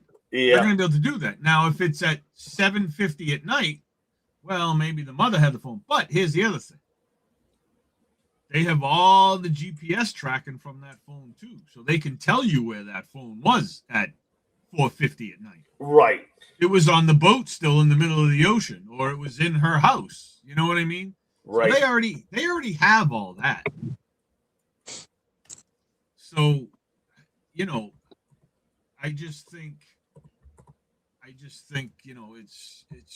it's going in right now. Everything's headed in the wrong direction because we still don't know anything. One team is sending it up, one team's sending it down, and you're not going to meet in the middle until we have that toxicology report. Yeah. But again, what is that toxicology report going to tell us? Hey, he was drunk. Okay. Yeah, it's going to tell us. Yeah. He was doing weed. Oh, okay. But that part of the report's not going to tell us what killed him unless he had accidental overdose. Right. Hello. I mean, possible. You fall in the water. There was a lot of rocks over there. You fell, hit the back of your head. You rolled into the water. There you go. But again, there's a lot more they're not telling us. Obviously, they know. They know everything already. They're just waiting for that one piece and shouldn't allow Crump to come out, but they can't stop that. But right. That's my opinion. What else you got, Doug? What'd you think? I don't really know. I'm still trying to process it all. Sure. The thing that I found very interesting when we were sleuthing yesterday and I was looking up some stuff myself is, we have the time, the GPS and all that and the coordinates and whatnot and where they were at. And I get it that, it's going to all, it could all come down to, what the phone is. The phone is, I've said it from the beginning, is the biggest piece of the puzzle. Okay, that's the biggest piece. But what I found interesting was that out of everybody, literally, out of everybody involved in this, just about everybody, including the judge, went ahead and lawyered up right after this happened. And when I say right after, I don't mean like the minute after. But they all lawyered up. And then the ideas of all their social medias, to include the judge, for the most part, were all put on private or deleted. Why? You have to ask that question, why, right? I mean, it only makes sense to ask why, to include the judge. Why, in fact, would you do that if there's nothing, there's no there? I sent the statement from Ashley Cole that she gave about that. Yeah, I read that statement. Have you seen it? Yes. I know she apologized. She said it was nothing to do with this, that, or the other, and blah, blah, blah, blah, blah. I get all that. But, take her out. Well, no, you can't take her out of the equation because she has two people in her family. Then we find out that, no, the keys were actually with Jax, who lives in a different location. Not at the same. Jax doesn't live with Warren and his stepmom. Jax lives in a different home. Seems planted. So Jax had literally Jax Patalo. He had the keys. So when the dad went down there, they went down there after they got the phone. They went down there to get the keys. The dad was told that when he came down, he said he didn't have them. And then so the dad goes back. There was another guy with the dad who knew this girl. I'm assuming it's going to be a younger kid, right? One of probably Nolan's friends. He calls the girl, and she That was says, Alicia. yes, and she says where exactly those keys are at. So then, once again, the dad goes back to the house, and then he says after about 5 minutes, he comes down and gives him the keys and doesn't say a word, just gives him the keys, and that's the end of that. So now you have, before we were thinking it was the same house, right? Now it's not the same house. So one had the keys, Warren had the phone. The mom, which is the judge, knew that she had the phone because she's the one that went and got it, unless she went and woke him up and he said, oh, yeah, here it is. You know, she brought the phone. So once again, is this all a coincidence that, you know, one had the keys and one had the phone? Come on. I mean, once again, everything seems to always come back to, they could have just had it. But here's the thing also. Here's the other thing. Remember when they were talking about the phone was on the boat and we just assumed that the keys were on the boat, right?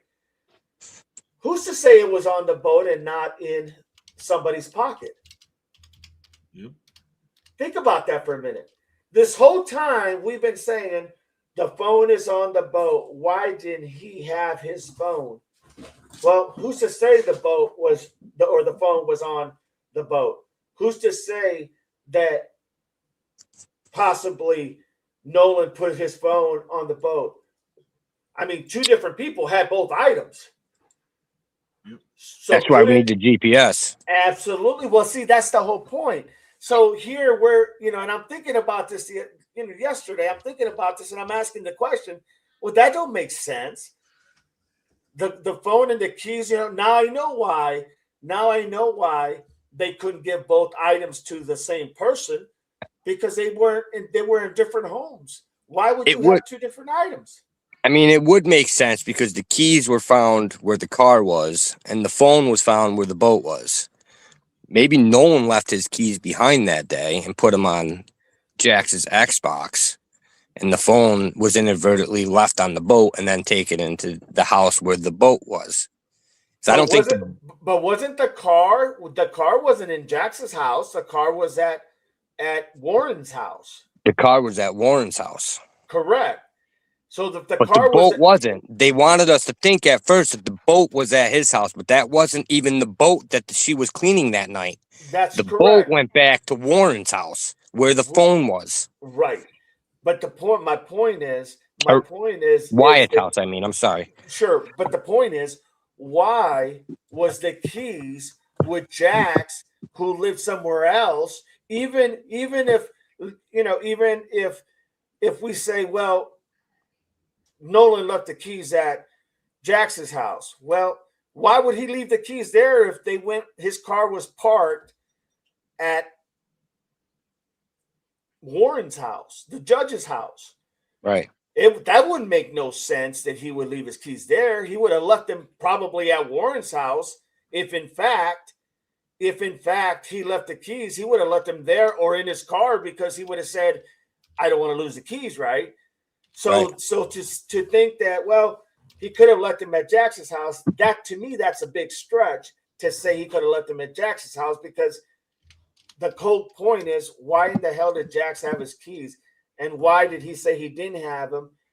Maybe he had a hangover. I don't know, you know, but why did he tell the dad he didn't have them? And then the dad had to come back the second time and only to get him, you know, 5 minutes later. So the phone was at a different spot. The keys were at a different spot. That tells me two different people had two different items. Who's to say that they were on the boat and these kids, I say kids, these young adults didn't have them on their possession? And then the question becomes, why did they have them in their possession? And when did they put them in their possession? Whenever the hell they got off that boat. You follow me? Well, we don't know. That's the whole point. That's why that's crucial, because now you have the phone possibly, and I'm not going to say for sure because we don't know for sure, but possibly those deleted things, because didn't the mom say she got a message from Nolen saying probably she was okay or something to that effect? Yes.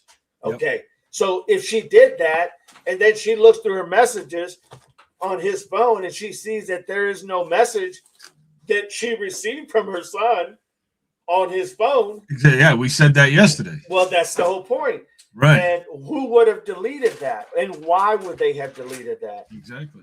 So I'm more of the belief. I don't know how Nolen became unalive. I do not know how. I don't think none of us do at this point. Nobody does. Okay. But I can tell you, looking at the facts, I can say the phone was with Warren, the keys were with Jax. Jax lived in a different home. Mm-hmm. And it's not necessarily that those items were on the boat, like left on the boat. It could have been very possible that they had those items in their pocket. I'm just saying it's a possibility, a very high possibility, because they have them on their possession. You. So I'm not ruling them out. By no means am I ruling them out, because there's too many odd things that were happening in that whole process. Like it was, if I'm not mistaken, one of the kids are the ones that called in at 11 o'clock to report him missing. And then the mom called, the kid called the Coast Guard to report someone missing at 11 o'clock. The mom, go ahead. That was Wyatt. Okay, Wyatt. So then the mom at just past 12 midnight, when he didn't show up, she called the sheriff's department and reported her son missing. So once again, it's almost like, and then of course the dynamics of the fact that you look at it and you say, why did everybody shut their social medias down? You know, even I did not know this, but even Katie lawyered up too. She definitely did. I would. But here's the point. If you're lawyering up from the very beginning, what is there to hide? Well, I don't think it's what's there to hide. I just think because it's such a big thing now, and she was the last person to see him alive. Well, so I would lawyer up just to be safe. Now, she went ahead and is also talking to now the authorities. Right. It has been reported that she is now cooperating with the authorities. But my whole thing there is, you lawyered up. Okay, you were actually, everybody was saying that he liked you. That's why he stayed back. That's what the kids are saying. Right. Okay. She said we were talking and, basically just talking. And he said he had to go. Now they dispute that, right? They both disputed it. But here's the thing. For her, you asked the question. No one was saying anything that you did anything. They were just actually that he liked you, right? He was with you. You guys were on the, for better lack of words, on the island hanging out together. Why would you lawyer up if you're going, hey, wait a minute. I did this and this and this and this and this. That's what happened. Okay. Now you can find it. If you can find something different, by all means, let me know. Because there was no one was pushing that narrative other than the fact that they said, well, you can't have him being with you, saying that they're saying he's with you and you're saying he's with them. You can't have both and be correct. You follow me? Anomalies in this case, regardless of how we look at it, there's too many things that just don't make sense. And that's why I'm not taking my eyes off of these individuals being involved as well. Not at all. That definitely. And that was my main point, honestly. They're the prime suspects right now. I mean, if anything is, if Because after we talked yesterday, even with Doug, when he was pointing out some very crucial information, I was like, well, maybe.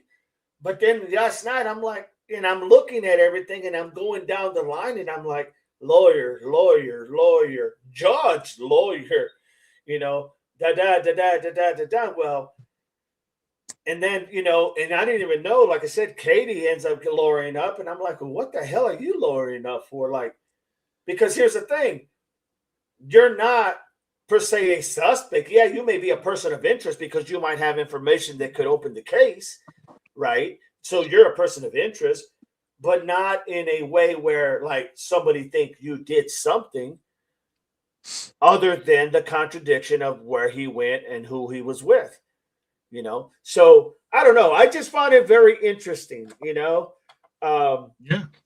I just found it very, very interesting. I just thought it was like, and then no one really talked about Erica Contra and Morgan Seymour. They too were on the boat. Nobody talked about them. Hell, we didn't even see any pictures of them. Hell no. Hey, Doug. Yeah. Hold on. No, Doug. Now I'm really confused. Doug, throw that up on the board. I've updated your. Oh, outstanding. Just don't look at it. Put it. There you go. I gave you some serious air support, and then I gave you. Oh my God, my God, Chris, you are the man. And then I fixed the Marine Corps. I saw that. That's what I'm looking at right now. That's awesome, brother. I was actually going to use that, but it wouldn't have been appropriate for me to use that as my backdrop because we were talking about something so different. But man, that looks awesome, Chris. Thank you. I had the tank helmet on you. Oh, that would have been good. But it made you look funny, so I removed it. No. I mean, it's like this. It's already rough as it is looking at you. So I didn't want to have to add the helmet to make it worse. So. Oh, Lordy mercy. That's awesome, man. Thank you so much. I'll email that to you in a couple of minutes. Thank you so much. Appreciate it. I thought the F-16, which is my favorite plane, but I thought that looked better than the helicopter. I can tell you what, man. Helicopters. I could tell you stories out there with the helicopters and with They saved you guys. Those helicopters were huge for you guys. I remember the first action that we got to see on TV when the tanks started rolling in. Yep. And no matter when this all started over there, I was glued to the TV. Like that's what we did for how long? For day long. The minute you woke up till the minute you went to bed, if you did, it was just war, because you were there live. You know what I mean? Right. Like, what the hell? And I remember seeing these tanks, just hundreds of tanks just flying across the desert. But those helicopters, man, they were right with you. The Apaches, they were. Yep. Right in the midst of some battles, I can tell you some stories that, dude, just it blew my mind away. And so the choppers would have been just fine, but you know what? I've seen the air do some destruction also out there. So it looks awesome. Thank you. All right, I'll send it to you. I appreciate it, my friend. Appreciate that. Wow, that's cool. Anything. I appreciate it, brother. Appreciate it. That's what you do for your uncle, man. You're my grandfather. You're my grandfather. Now you're your grandfather. Oh my God, I'm getting old. Every minute. All right, let's just change one subject for 1 second. I have one more to show you. I'm working on it. I'm not done with it yet. All right. I kill myself sometimes. But we're gonna have to make one for Doug as him being Einstein or something. Well, that's doable. Let me just find this. But why I look for this because I don't know what the hell I did with it. Did you find anything odd about what they just said in this whole thing? Was there anything that you heard you were like, oh wow? On this in the press conference. No, I didn't find anything that I would consider useful, honestly. I think we're still at square one. Yeah. With a little bit of more anger from a lot of people. That's what I'm saying. So I didn't see anything that I felt was in my honest opinion, other than no, I didn't see anything. Honestly, I didn't see anything. I didn't hear anything that made me think like, oh God, that's a bombshell. I didn't see anything like that. In all honesty, I just think like you just hit it. I think it made people more angry than anything to hear that. Well, our ME couldn't determine a cause of death because the throat was missing. You know what I mean? Like, yeah, absolutely, absolutely. And they didn't give us the things that we needed. So what the heart look like? Why did they hold it back? That type of thing. Maybe it was in the refrigerator or freezer or wherever they preserve those stuff. Yeah. Maybe they sent the body but didn't send that. It wasn't just. It could have been just a miscommunication. I want to answer this question real quick, Chris. April says, so foul play may still be a cause. I missed the autopsy.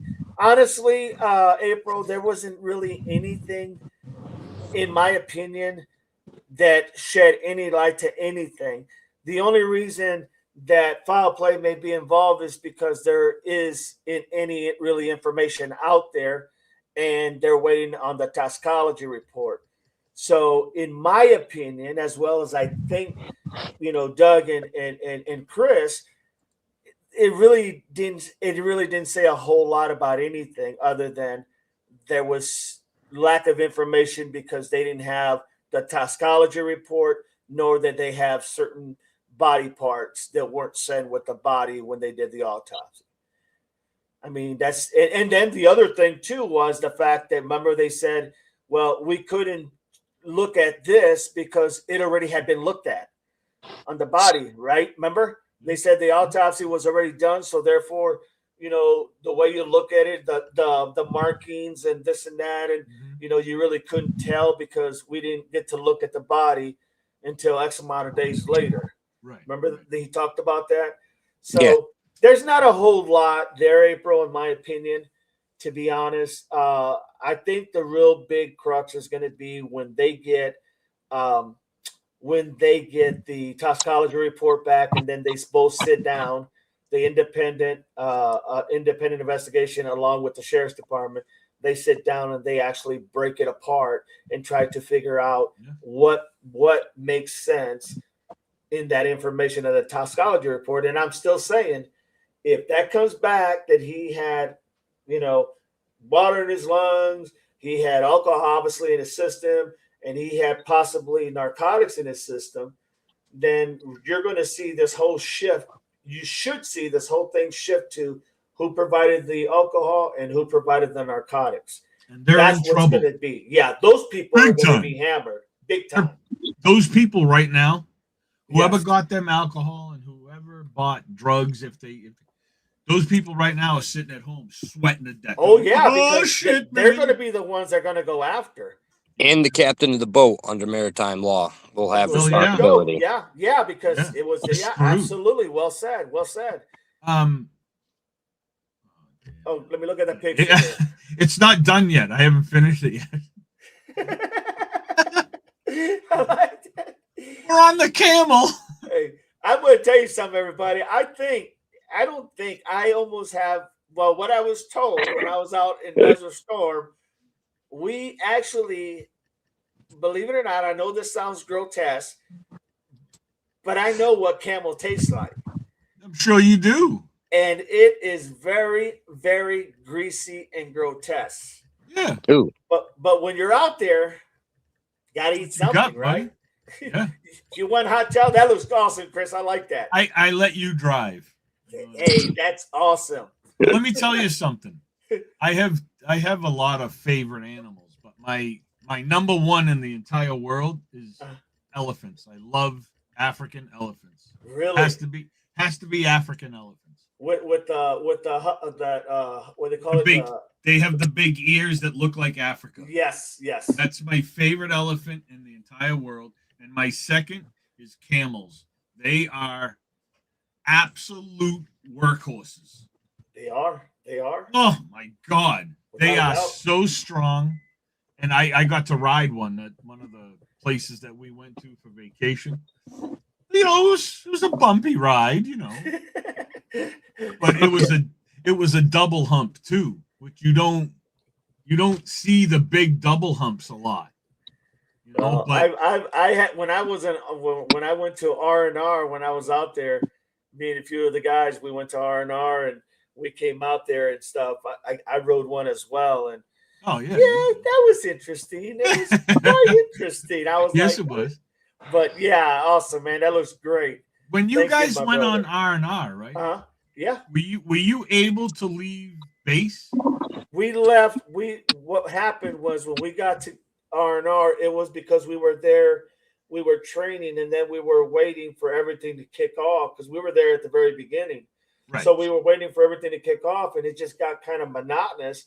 So then they started going, okay, they knew when we were going to kick off. We didn't know. Yeah. So they were like, okay, we got 10 seats for R&R back to the rear. In the rear, in the camps, they had TV, air conditioned. They had Baskin and Robbins. They had some eatery places. They had a big ass double sized Olympic swimming pool. I mean, humongous. That was all 3 feet in height. It was so small. But yeah, we got to go on R&R. So we got to go back there for I think it was about 4 days to just chill out, recuperate. And then once we got done with that, we'd go back out in the field. We only got to go once when I was out there. But I tell you what, it was the best 4 days I spent, Yeah, interesting. Those were the days. Groundsky said something here I wanted to cover.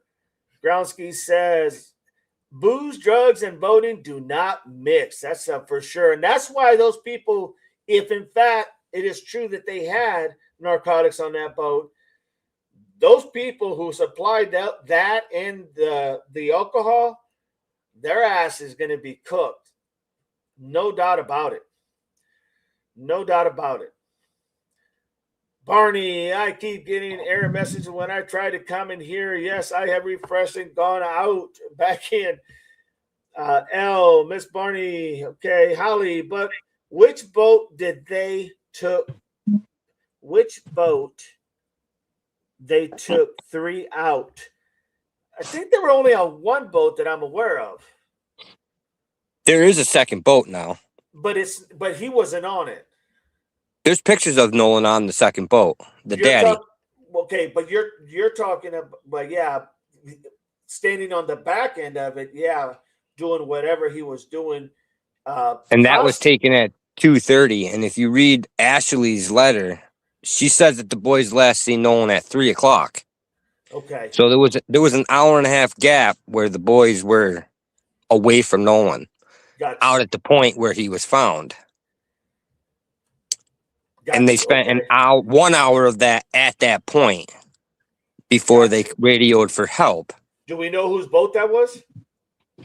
People are saying that it was Katie's boat, but I'm not. I haven't like. Let me ask you this question. Do you guys have anybody here heard? I heard it yesterday. I obviously took it with a grain of salt, but did you guys hear anything about a cousin being on the run who was Katie's cousin or something to that effect? Did anybody hear that? I did not. Okay, because I watched a YouTube from a streamer, and they were saying that it was actually a guy by the name of, might be on my phone still. Let me see here. Hang on a second. I think I may have it. Let me see here, because I'll play it for you guys. There was another friend interview too, who came on a separate boat. They said Nolen was hammered when he seen him. Right. Slurring his words and stumbling around. That was Lucas. Here. Listen to this one, okay? Listen to this one. Oh, Lord, come on. Always have trouble with this damn thing. That's right, Holly. There was 3 boats supposedly that left from the main starting point, but we don't know the other 2 boats, who they were owned by or who was on them. All right, here we go. And when Nolen tells Katie he's going back with the boys, could have been boat number 2. Having dogs search their boat. Now, if there was no foul play, if there was nothing that happened, why would they refuse dogs to go on the boat to obviously smell for wrongdoing? This is just new information, so I need to check and verify this. But there is a lot of suspicion. I saw Officer Tatum went down to that funeral and is calling Ben Crump and Al Sharpton a disgrace and saying that he's got information that'll prove these boys innocent and that everybody's making it about race. But Officer Tatum is the true disgrace in this. But again, these boys refused to let dogs on the boat, and we need to know why. If there was nothing wrong, why would you have a problem with somebody searching the boat, doing whatever they need to find out that there was no foul play? Let me know what you guys think. Secret Service Sam out. Sam's for president of the world. Here, and it is coming out saying that the Cajun Navy asked if dogs could search the boat that I guess Nolen was allegedly on, and that they denied having dogs search their boat. Now, if there was no foul play, if there was nothing that happened. So that's one. That's not the only one. There was another one. There was another one that talked about literally. Oh, this one here. Service Sam here for a Nolen Xavier Wells update, and a so-called friend, I guess, Lucas Aviz, is speaking up, saying that he saw Nolen that day, July 4th, and is saying he was drunk, slurring his words. Check this out. There were so many people. I mean, boats, they were like on top of each other almost. Like, I mean, it was intense. He's pretty hammered. He would slur his words. His movement was slow. They have been taken by the current, and I'm guessing he drowned. There's a certain part of the island where the current is pretty strong. My question is, why is he just coming forward now? And this, again, is pushing this narrative that Nolen was just drunk and everything. But if there was boats on top of each other, again, how I understand riptides and everything, but how do they miss Nolen drowning? None of that makes any sense to me at all. So what do you guys think? Let me know in the comment. Secret Service. So there was basically there was another one he did that he said that there was a cousin related to Katie, saying that he was on the run. And I heard it once again. It was just all secondhand, so I don't know, but it was the same guy. So if you look him up, you might be able to find something. Don't know if it's anything of anything or if it's just, someone talking out of their, behind. But nevertheless, I thought I'd share that with you guys. Miss Barney, when you try, okay, which boat? There was 3. I'm not sure, Holly. I think Doug might have answered that question. Where did Doug go? Did he leave? Chris, did Doug leave? The picture's very cool. AJ, Chris, camels look disgusting. Hey. Camels don't look disgusting. That's AJ. what AJ said. AJ. Oh, before. Hey, go ahead. Go ahead. No. What do we Don't yell at my mod. That's my mod, number That's one. mine too. No, it's my mod. Right now it's mine. You're borrowing her. No, but just to change this really quick. So I want everybody in the chat to give AJ a congratulations, because AJ is now the co-producer on my channel. Oh, really? You just wanted to beat me to that punch, huh? Nah, you ain't gonna. Oh, that's awesome. AJ is now going to be the co-producer, and probably yell at me, and just kind of do what you do. You know what I'm saying? But, well, she deserves. Good job, AJ. You deserve it. So come on, chat. I want to see some congratulations. Hey, man. Remember? So, Yee! well deserved. Well Well deserved. deserved, AJ. Gronsky said Mel just got back from Egypt and they had camel last night. Hell, camel stinky. Oh, AJ, that too. Gronsky, wow, Egypt, that must have been interesting. Fantasy, says Gronsky in the heat. April, how nice you gave DD a blanket. AJ Gronsky. Oh, I gotta read these guys, man. These guys are awesome. My husband brought me back a camel jacket from something in the Mediterranean. Lovely jacket and warm. I would love eat one. It's greasy, man. I'm telling y'all. Thank you, Gronsky, for getting a membership, providing a membership for another Devil Pup investigator. Thank you so much, Gronsky. Appreciate you. Always supporting the channel. L says, me either, Catco. Yuck. I'll try new things, but that goes too far for me. I agree with that. Devil Doug, did it have any taste, like any good flavor at all? No. They made it seem like it was matter of fact, they always give you white rice because it goes far. They give you white rice with this. It was supposed to be like stew meat. Yeah. And oh my God, there was more fat on that meat. It was just, it didn't have a taste. It had a really awkward flavor because it was mostly fatty, you know? Yeah. It just was gross, man. It was gross. You know what I ate that I thought I would never like is when I went to Florida for my work, I had alligator for the first time. Oh, wow. I never had it. I heard that's pretty good, though. So good, dude. So I heard. I was like, this is disgusting. And I took a bite and I was like, holy crap, dude. How does something so mean could taste so good? Right? It was like chicken, but it was so good, man. I was like, come on. See, April says, I am curious about the USA guy and why he was hanging out with the kids. See, we thought that guy is in the family picture with Katie, Chris. That was the guy in the blue shirt. Remember when we were looking it up? Wait, say that again. I was daydreaming. April's asking about, she's curious about the USA guy that was hanging with the kids in the pool. Yeah. Okay, remember the one guy where we looked at the picture and we said, hey, this guy looks like that's who it is. Yeah. But I think that guy was in that picture that Chris had showed us it was like a family, I don't know, family reunion. Katie's family get together. Yeah, family get together. That guy, I'll bring it up in a minute. I'm just okay. Sounds good.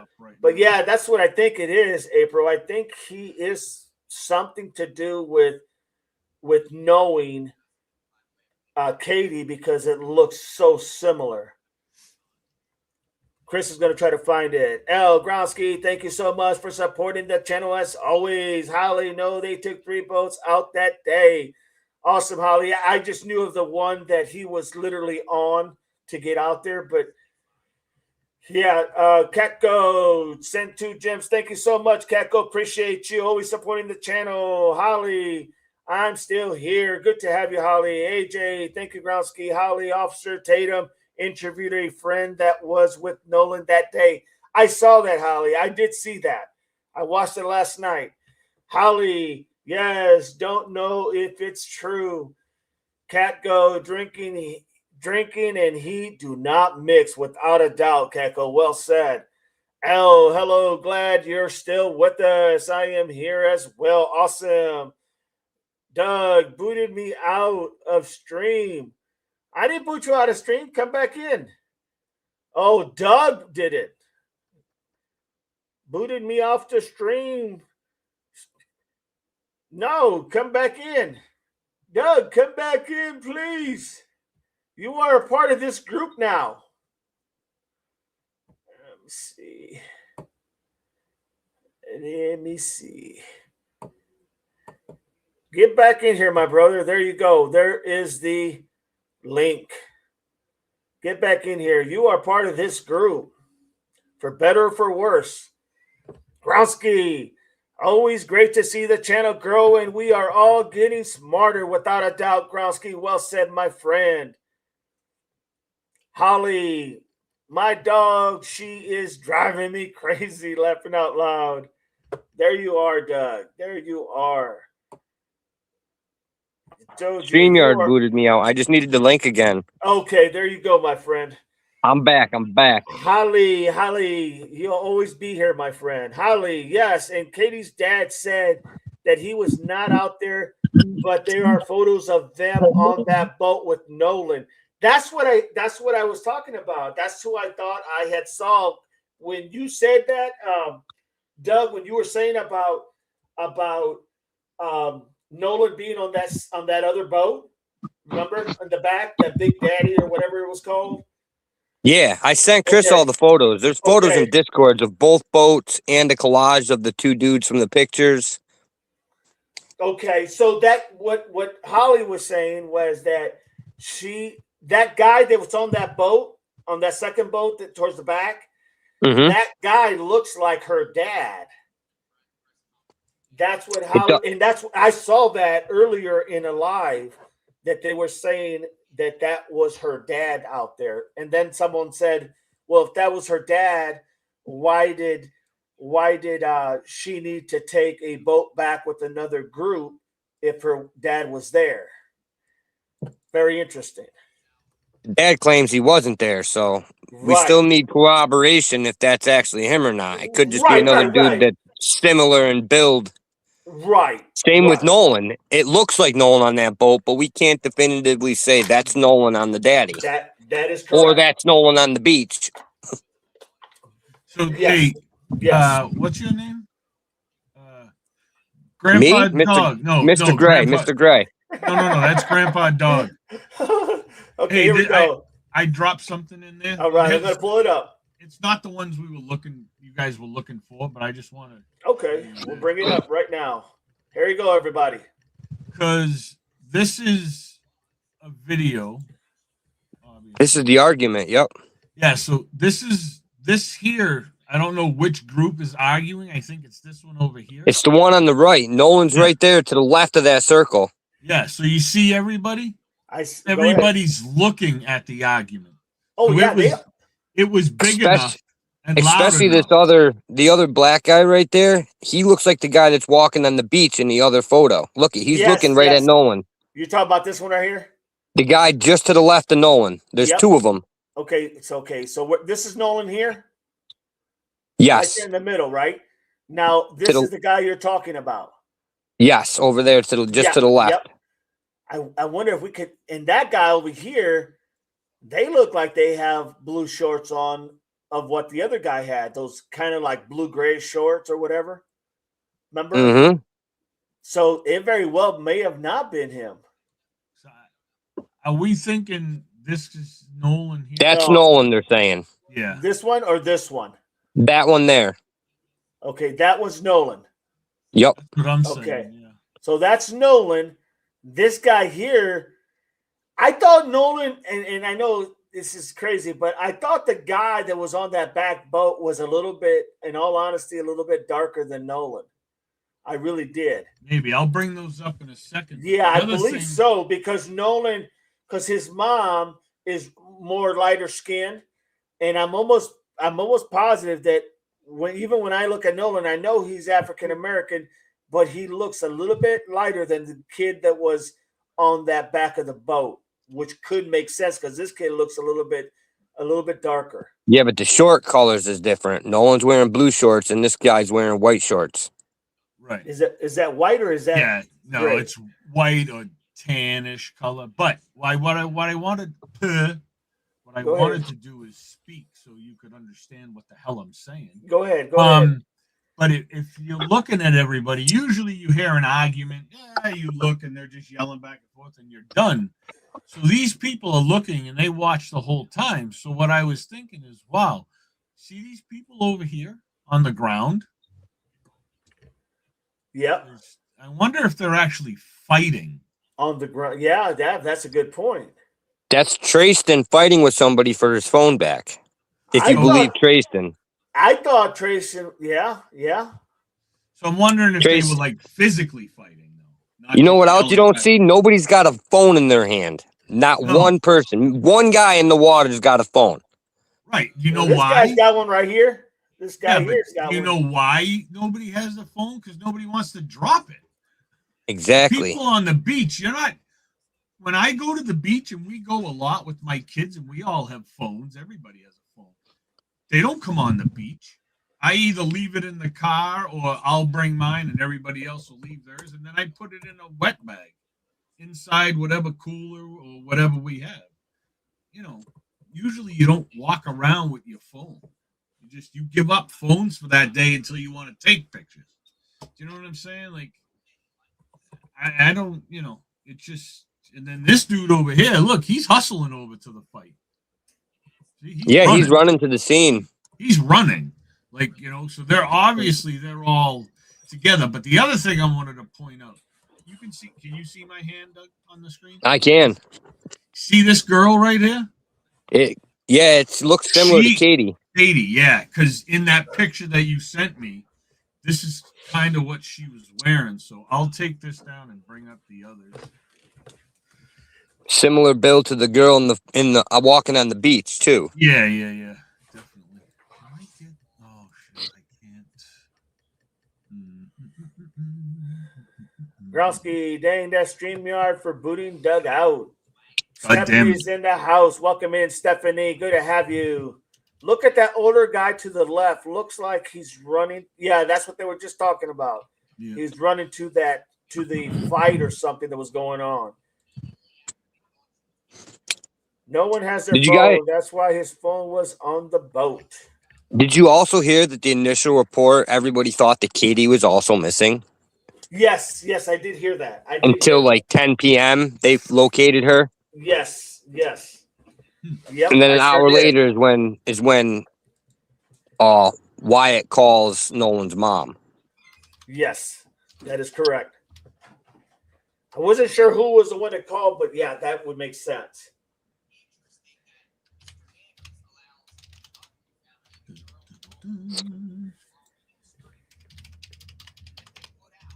Well, I had to change computers, so I have to load and get.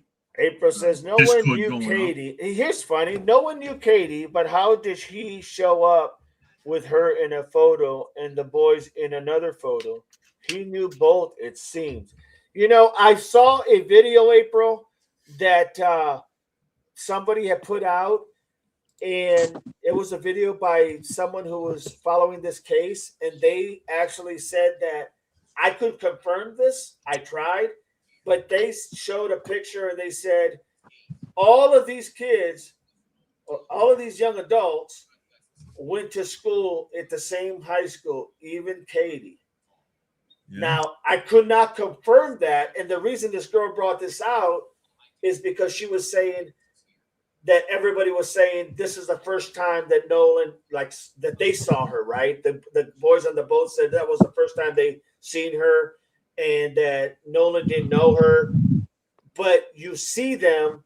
She pointed out this. She showed you a picture of the high school, and she showed a picture of her being at the high school along with the other guys at the high school. And I found that kind of interesting because why would you say, and that was the point of that person. They said, why would they act like he wasn't going to see her again? Because they seen each other in high school. And then this was in 2025 when they all graduated in 2025. Right. I found that kind of interesting. There's a lot of interesting stuff. No, but seriously though. I didn't see that part. Yes. She was it was an African American girl, and she was like, now look, this is Katie.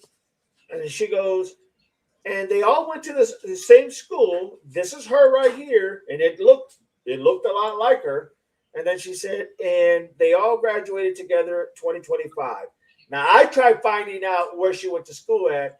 I cannot verify because they don't say anywhere. They tell you to look up some classmate thing. But I can't find where she went to high school at. But that was interesting. I was like, wow, okay, that makes that throws a monkey in the wrench there, you know? You know what I'm saying? If it's true. Well, of course, if it's true, that goes without saying. Of course.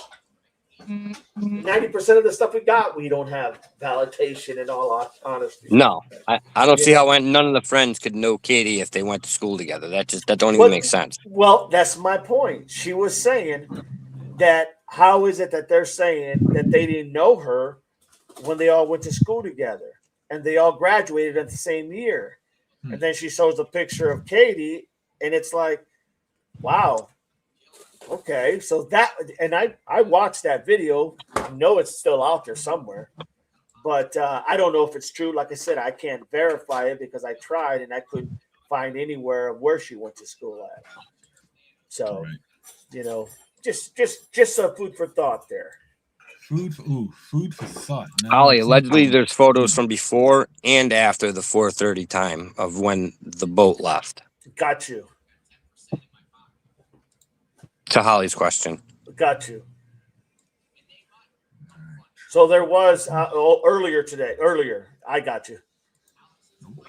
Yeah, the earlier photos were, if you think that that's him on the daddy, them photos in that video was taken at 2:30. And then the beach walk was taken around 4:30, which is the same time that the boat left. But the kids said the last time they seen Nolen was 3 o'clock. So what happened in that time frame? That's a good point. Marianne says, I don't believe they didn't know Katie. I saw that video. I mean, it's a good possibility that they did know each other, and why are you making it like, you know, they don't know, right? That yeah, exactly. Make sense. So, I mean, unless she was a transfer student and she wasn't there that long. True. Maybe she moved and came in at the end of the year, so she didn't know anybody yet. I don't know. That's a good point. That's a good possibility. Possibility. All right. So, okay. We're waiting for you to fill up that. Yeah, I know. Here, see, guys, I told you. Hello, Stephanie. AJ, hi, Stephanie. There he is, Stephanie. Hello. I'm going to make you walk next time, Chris. You already did. On a flat tire, remember? Krusky, right. DD screen. Yeah, Chris just made a dark Chris screen. made the screen black on us. No. If you look down, it's all ready to be put up. I don't want to hear it. Okay. So, there it is. So, Marianne, this guy here, or April, this guy here, whoever was asking the question, I think it was April. This guy here was at a gathering, a family gathering, reunion, whatever you want to call it. And there was a girl that was there sitting on the bottom of a steps that was Katie. This is the guy from the pool. It looks identical to this guy if you take away the beard, but you can see where his beard is. You can see the structure of the nose, how like more slanted, not pointed, but slanted, thin, like going down. Yeah. His eyes are sunk in, just like this guy's eyes are sunk in. Okay, so this guy who was in the pool, the 40-year-old virgin, for a better lack of words, this guy here looks like he's this guy in that picture that was with Katie in a family picture. Which is right up to the left. They're both right there, both the photos. Right up in the left corner, there's the guy. Oh, yeah, and right here, this picture right here, this is where Katie was sitting right here in the turquoise shirt. So that guy, I would almost guarantee you, is this guy. And that guy right here is right here in this photo. To answer anybody's question, like, could that guy be, he had to have known who she was. I don't think he was a friend. I would think he was a family member of some sort. You know what I mean? So that would say he knew. And if he was at the pool, which down here, right behind him, was Nolen. So the idea that, yeah, it's just very interesting. So that guy would have known who Nolen was. For whatever reasons, he looked upset.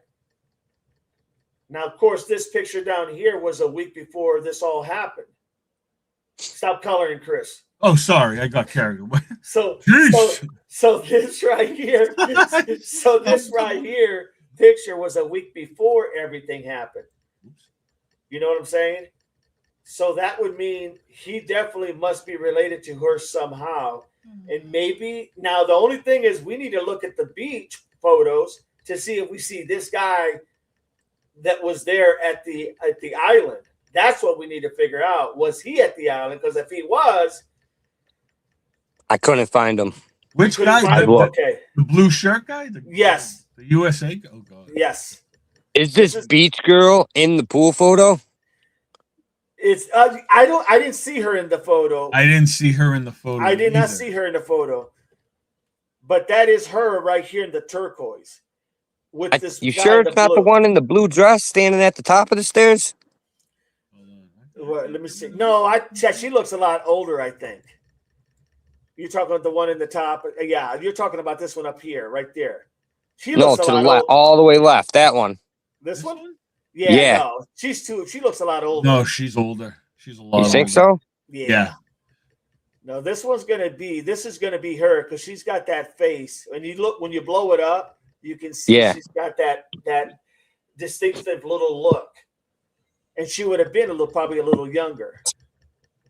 But here's that guy right there, okay, that we think is the guy in the blue shirt.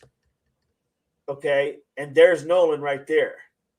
And he's the only one that Chris pointed the other day. He's the only one looking back over here. Yeah, because obviously they were like picture, and they were like, that's not beach girl in the pink. Well, that's what I was. That's what I was thinking. It could be, man. Put it up a little bit, Chris. Can you go any higher or no? Right there. This one right here. The one in the pink bathing suit. Yeah. Very possible. Can you blow that up, Chris? That's the extent. Okay. It could be. It could be. Trying to get my highlight. Although this one right here is pretty close to this guy. Maybe Nolan's actually looking back at her. It looks like he's looking at her. This one hit. Ooh. You know what? Line of sight. Yeah. You might be right. Why can't I get rid of that? What did you do? And this hairy dude, he's mad because he's got the two gay guys over here hugging each other and the black guy standing behind him. He's like, what am I fucking doing here? I mean, I would say, like, as a poor dog, I would say you could see it in him. Chance that he is their age. I would say there's a chance, but he just looks. Who, this guy? Yeah. No. This guy's a lot older than these people. Just like, because like I'm saying, like this guy, he's just way older and he has USA. Yeah, he's one of those guys. Hey, he's one of those guys that forgot that he graduated high school like 15 years prior, and he still wanted to hang around the little kids. Right. Remember you said the other day, maybe he's somebody's uncle. Yeah. Yep. Maybe like one of these. I don't even know. Who had the pool? The judge's house? This was, I think, at the judge's house. And whose son is the judge? Warren. Which one's Warren? I think we know. I think it's this doofus up here. This guy here, maybe. Warren's the guy, the one wearing the glasses in the boat pic, I think, with the four of them. I think that's him right here. Wyatt's the blonde-haired kid with the big smile. Yeah, it's going to be this Warren. I think this is Warren. This one, it's going to be this one. He had dark hair. I think so. They posted an article today, a little while ago, but I don't know when it's from. It said, I'll have to go back and find it. It said, Nolan's best friend breaks silence about what happened. Have you guys seen an interview with his best friend? That was Lucas. Let me try to find. Did you see the interview though? I don't think I saw that. All right, We just watched part of it. Did we? He was the one that said he was hammered. Is your screen still black, everybody? No, they're good now, I think. The latest interview with Lucas, I'm pretty sure is who they're talking about. That happened yesterday. Okay, yeah, I didn't see it, but what I wanted to say, it has nothing to do with Nolen Wells. Did anybody see any of the news from Tucson, Arizona? No.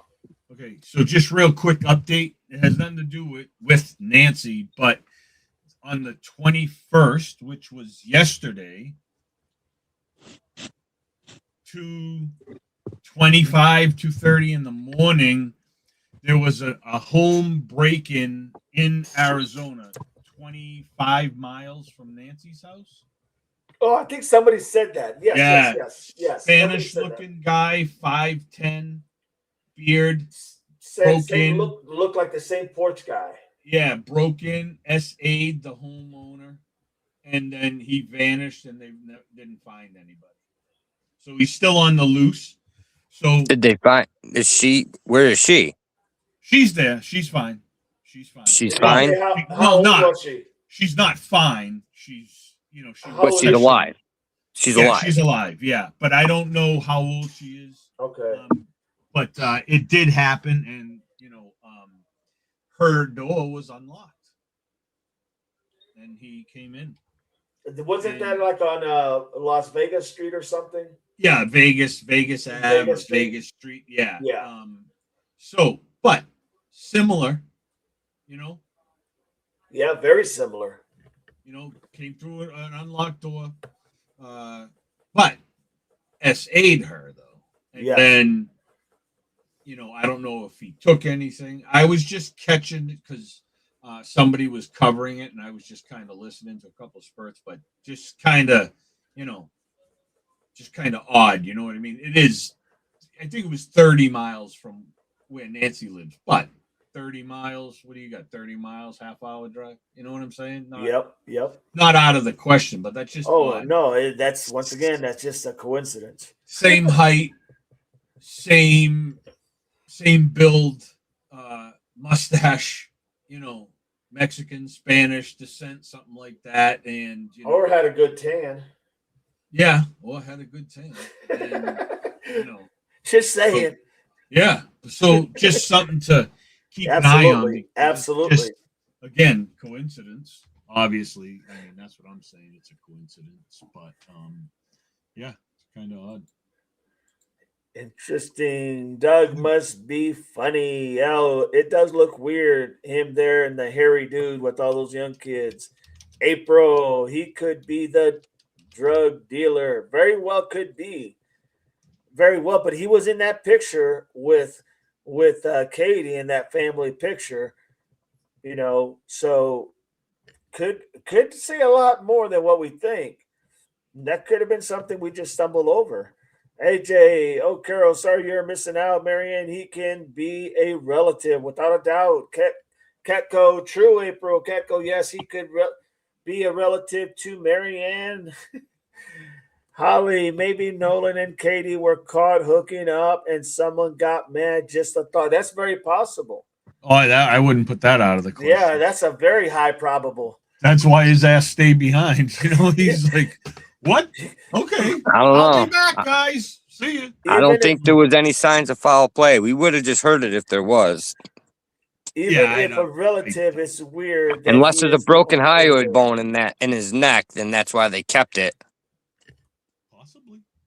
Because they ain't going to give Marty up. says, does the judge have a brother? I'm not sure.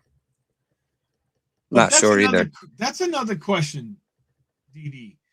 If for some reason the neck shows, foul play. Right. Because it's a police investigation. Right. They don't have to release that to an independent autopsy person, right? Oh, no. It's part of the investigation. No, they don't have to do it. They would be probably, it would look bad on them because they have talked about they would share everything and kind of like compare the notes, but they don't have to by all rights because they're the They will have to. They will have to share it once they put their findings out. They just don't have to share it right now. That's what Chris is saying. Yeah, I'm just like, because if it was, if say his when they say it was his throat, yeah, it was just his throat. The back of his neck. It was the back of his neck. They found like the neck broken or something? They found the neck inside some lining. It was very red. And I was taking under the impression I'm thinking maybe he got hit with something, but they couldn't tell because the throat was missing or something to that effect. And there was no bruising or fractures or breaks to the back of the skull either. The redness was inside. Right. That is correct. How the hell did they determine redness after the body's been? I don't know, but they did. That's exactly what he said. I'm not sure. So I think it's called hypothaliacs or something like that. Disease? Is that what it's called? Whatever. Well, who did you say his best friend was supposed to be? Doug? I think it was Lucas. Yeah, so here, a key person who was among the last to see Nolen Wells alive has broken silence. Warren Hudson, Wells' self-described best friend. Warren Hudson. Oh, I haven't heard Warren's testimony. That's the judge's son. Yeah, that's the judge's son. But hold on one second. I gotta re-find the whole interview. But is this it? No, that's D4, DV, whatever the stupid another one. But yeah, so Warren Hudson. But that. Let me see what I can find because I should have stayed on the. Ms. Barney says, someone please answer, what is the older guy's name? We don't know yet. No. We don't know who that older guy, we don't know what his name is. We just know that his picture was at a gathering, family gathering. And also a person who was sitting there was what appears to be Katie. So there is some affiliation of some sort there with the guy in the pool, the older guy, with possibly is some relation towards Katie. We just don't know his name yet. I don't know if this is it. Nope. Yeah, unidentified hairy man. Yeah, that's what we called him. But this is so Warren sat down with Officer Tatum, with Brandon Tatum, the YouTuber guy. Yeah, but they said that this Brandon Tatum didn't. I think I didn't watch it all. I just got like a bit and piece, but they did say that he asked him no tough questions. So I'm not sure what the deal is with this Tatum. Why there's a lot of like. That's my vote. There's the daddy boat. Yeah. Do you? Thank you, Al. Appreciate that supporting the. Do you think channel. that's him? They're saying it is. They think he just looks darker though. He does look a lot darker, but a lot darker. My question is though. Go look at a picture with what's his name, and you'll see. Whose boat is that? Look at the old people. Two old people. Well, someone said that was Katie's dad right there. Okay. But then the question was asked, if that was her dad, why did she need to catch a ride back when her dad was there? I need the boat name. Hold on. Let me snip it. Let me see if I can That is read correct, Holly. The boat name. The boat that they came in on was the navy blue boat. It is done. The older guy looks like he would have a boat named Daddy. He does. I gotta see. I gotta see that. Remember, he has been under the sun. Maybe it looks darker because he is tan. It's possible, AJ. But he's got when you look at the picture of Nolen out there. He just has a lighter tone, I think. I'm just saying. I'm not sure, but I know that caught my attention. I can't see. Definitely looks like his shorts, though. Yeah, it does. That's what gets me is the shorts. Yeah. In every picture, it's them blue, almost denim-like looking shorts. Growski says, big boat looks like a deep sea fishing boat. Yeah, Ready? definitely. I was hoping to get this name because if I get the name, I can call my buddy. Oh, yeah. I can't. It's got the Suzuki 250 motor on it. I can't get this fucking boat name. Daddy.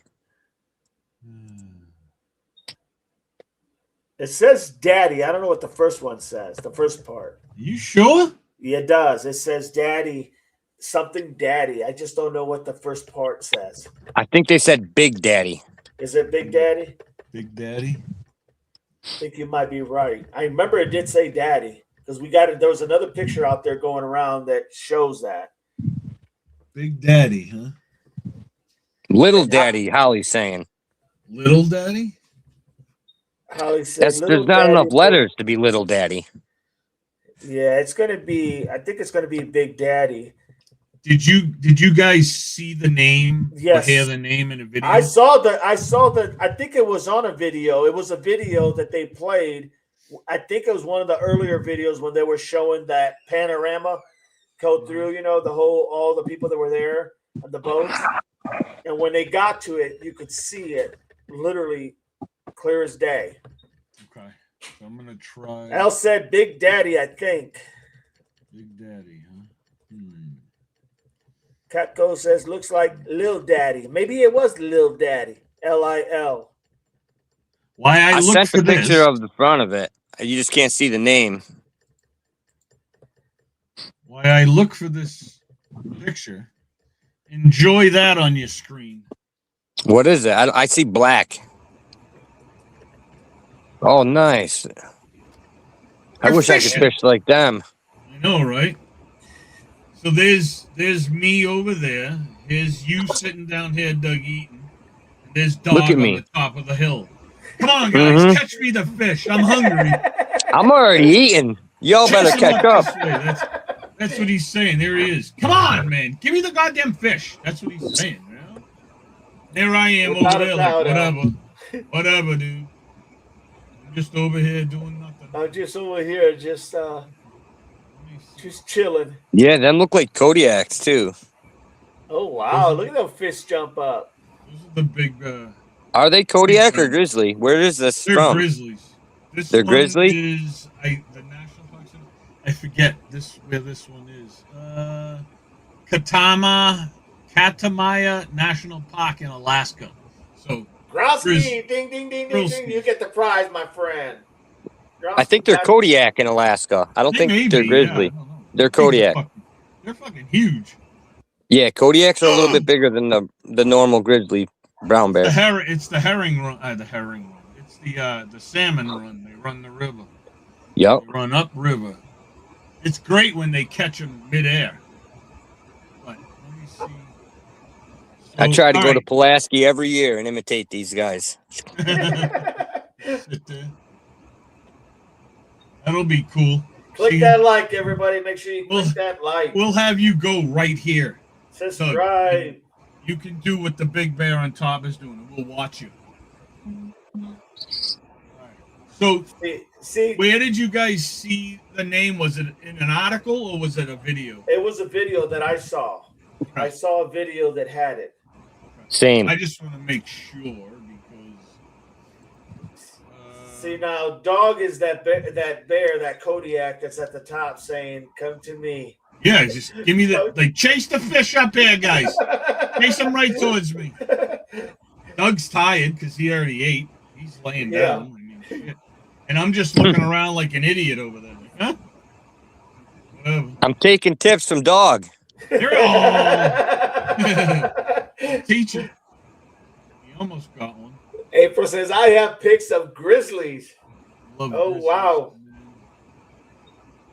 I only like him in the pictures. Yeah, they're scary, man. They're huge. No doubt. You know, one of their only natural predator? They only have, I think, one. Hey, Holly said, just looked it up. It's Lil Daddy. Little Daddy. Lil Daddy boat name. Lil Daddy. That would fit. That makes more sense. Yeah. Lil Daddy. Yep. All right. Thank you, Holly.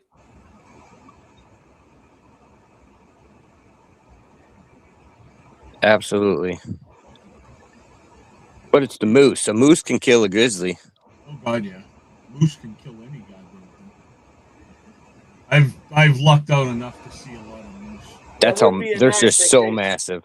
That would be a nice vacation going to Alaska. That would be cool. Yeah, no doubt.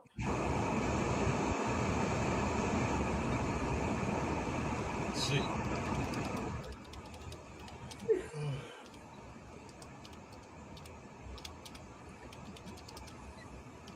You know, Alaska's bigger than Texas, California, and all of New England put together.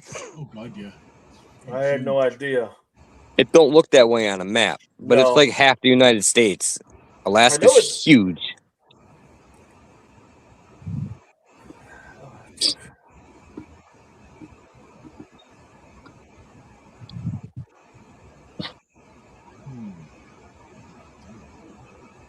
So that is the boat that they took to Horn Island. The blue boat. Well, it's this. What I just found here, it says the boat name associated with the recent Mississippi case involving the tragic death of 18-year-old Nolen Wells is Lil Daddy. The 23-foot vessel carried Wells and a group of his friends on July 4th trip to Horn Island along the Mississippi Gulf Coast. So they're saying that boat that we just looked at, Lil Daddy, is the boat that brought them to that island. Well, that may be why.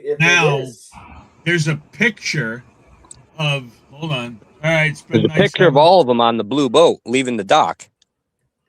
Yeah. So there's another problem.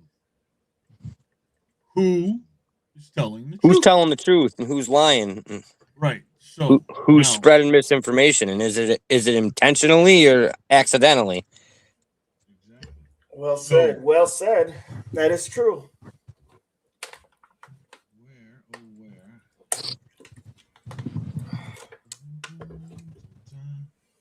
100%.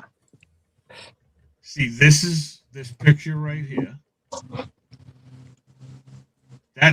Is that him? We can't see it.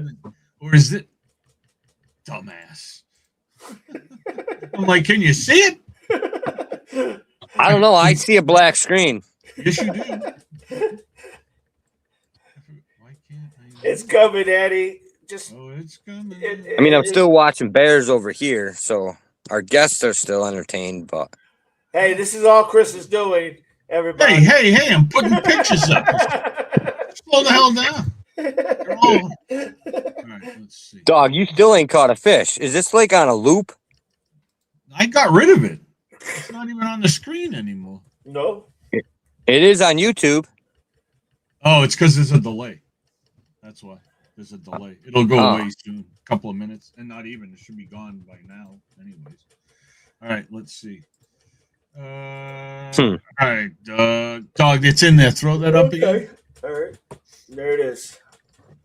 So yeah, so the blue boat, that's the boat they went on.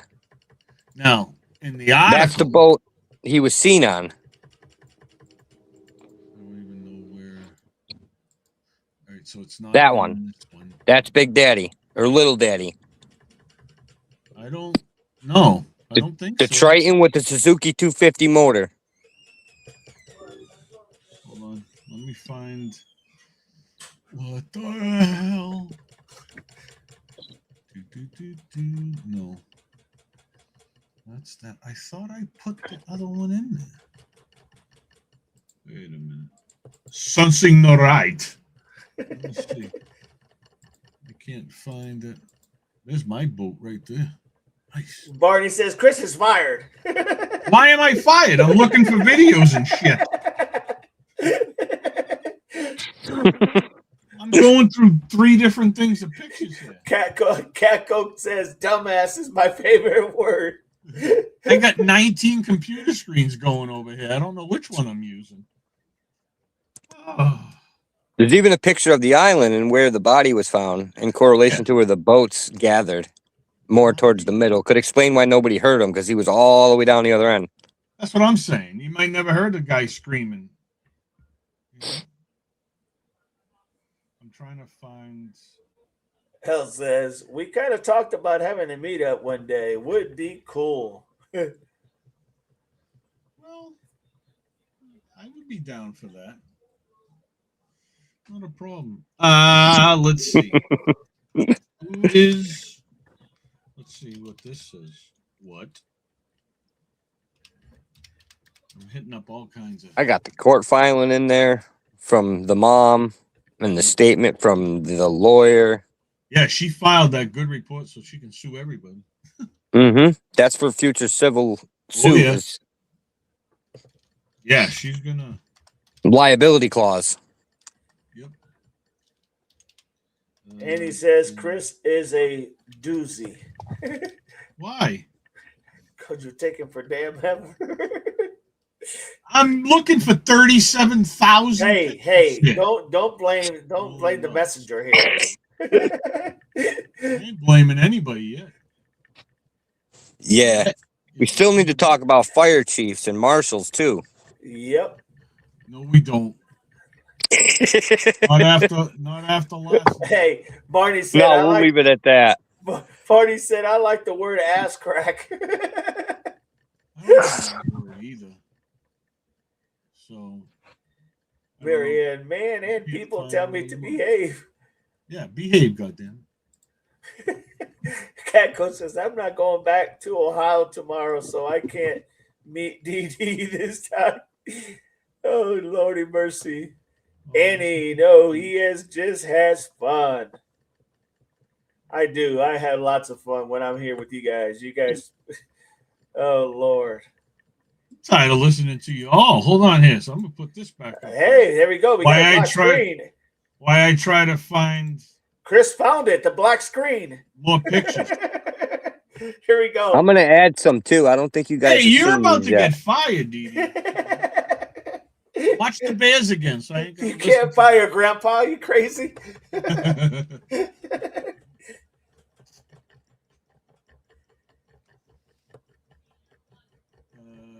right. So. Eddie, no doubt, April. April said, "If we meet up, I ain't getting on no boat." That's for damn sure. No boats. Not happening. Gotta go. Not happening.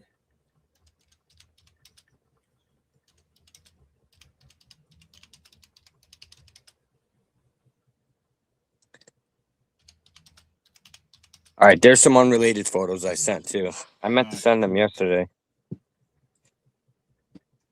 I'm trying to. Oh, there it is. Hey.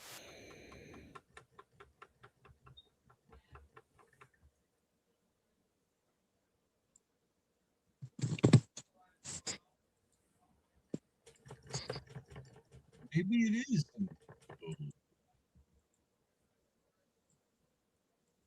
Okay, so if we go. All right, so Barney's driving the boat, but April ain't getting on. Yeah.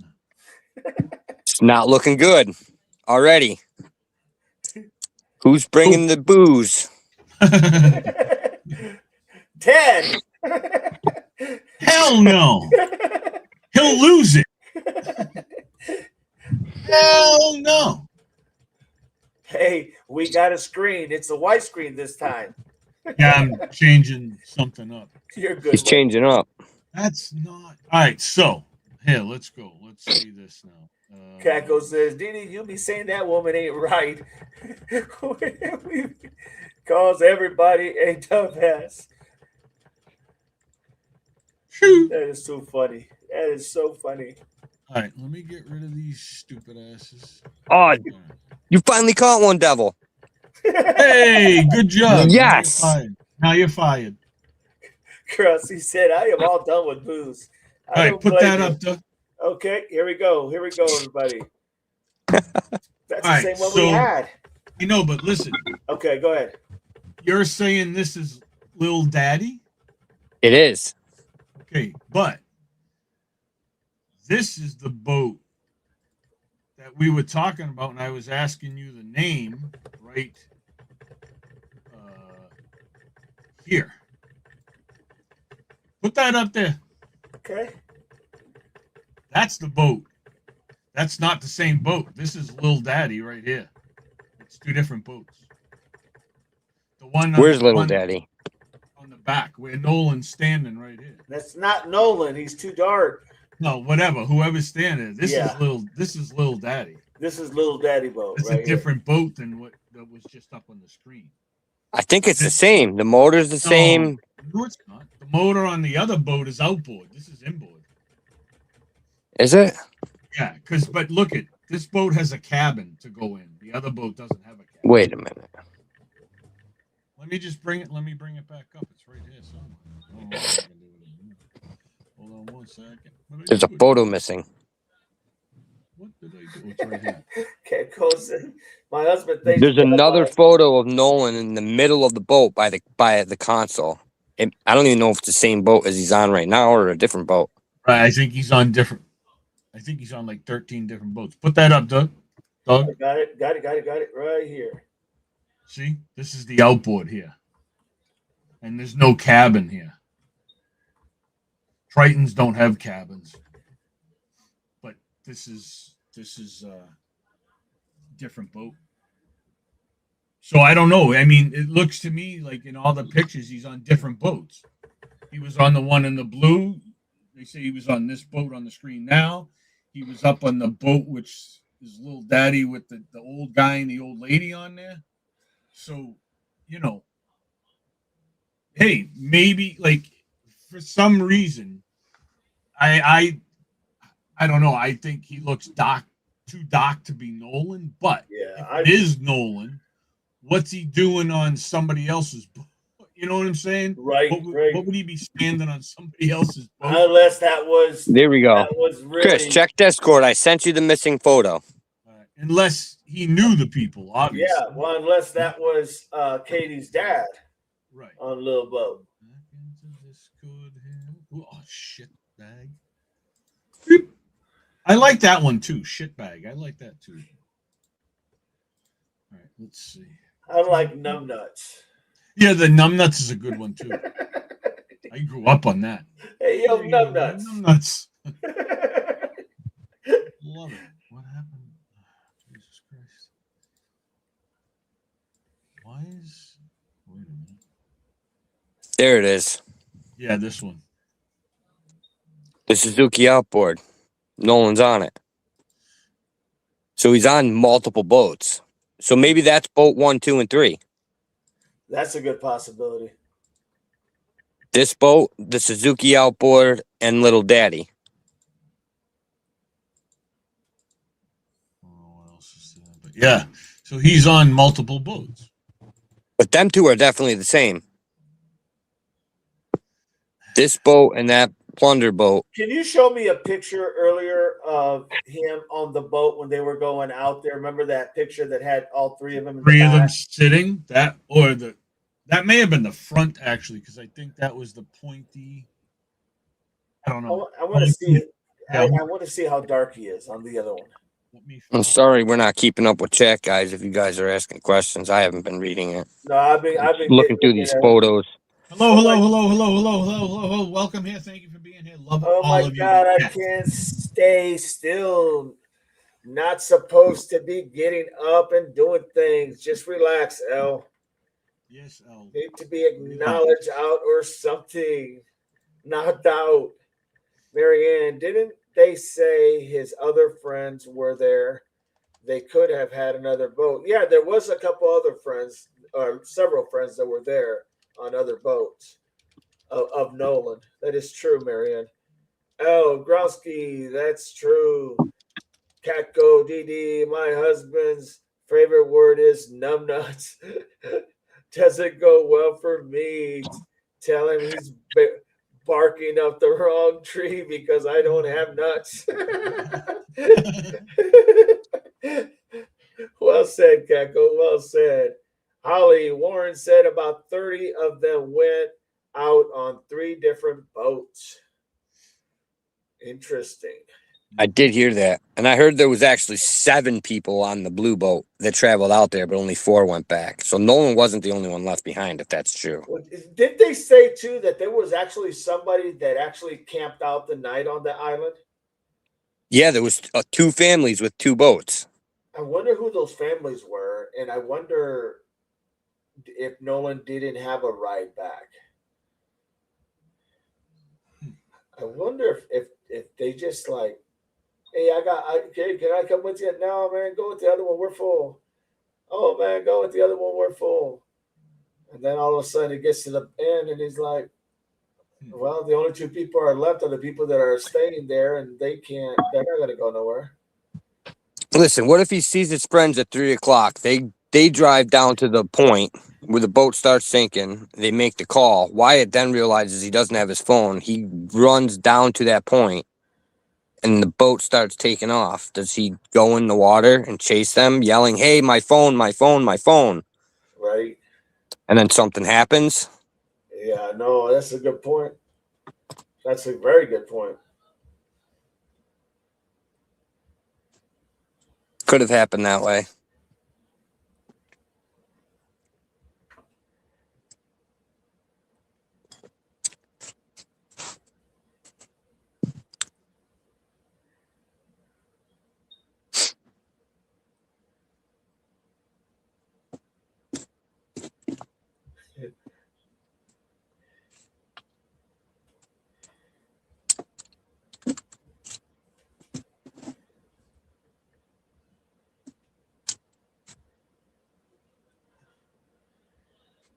Am I muted? No, you're good. I hear you. Oh, okay. It went dead silent for a minute. I thought the stream ended. No, just waiting for that black screen to pop up. Something. Chris went off the scene here. Oh, Chris did go off. Oh, there he is. I just hit the wrong X. I hate it when I do that. It was the X to close everything out. So I was like, God damn. Yeah, okay. bro, I think this is going to be a common occurrence if you all like this. The 3 of us. Why, the 3 amigos. Somebody doesn't like it? No one said they know it. Like everybody said they like it. I'm saying the 3 amigos. The 3 amigos. That's it. That's it. Devil Dog and the 2 massholes. I don't know. 2 massholes. I don't know. I'm going to throw this in the thing and you can put it up. All right. He's pretty dark. Is he? Yeah. All right. Chris has got more of that Boston twang, though. I almost sound like I got a New York accent the way I talk. You do. I'm closer to New York than I am to Boston. Yep. Yeah, he does look pretty dark here. That very well could be him. That might be him. He's pretty dark. That's the blue one shorts. I wanted. Look at the blue shorts. This looks kind of not lighter. That dark. A lot lighter.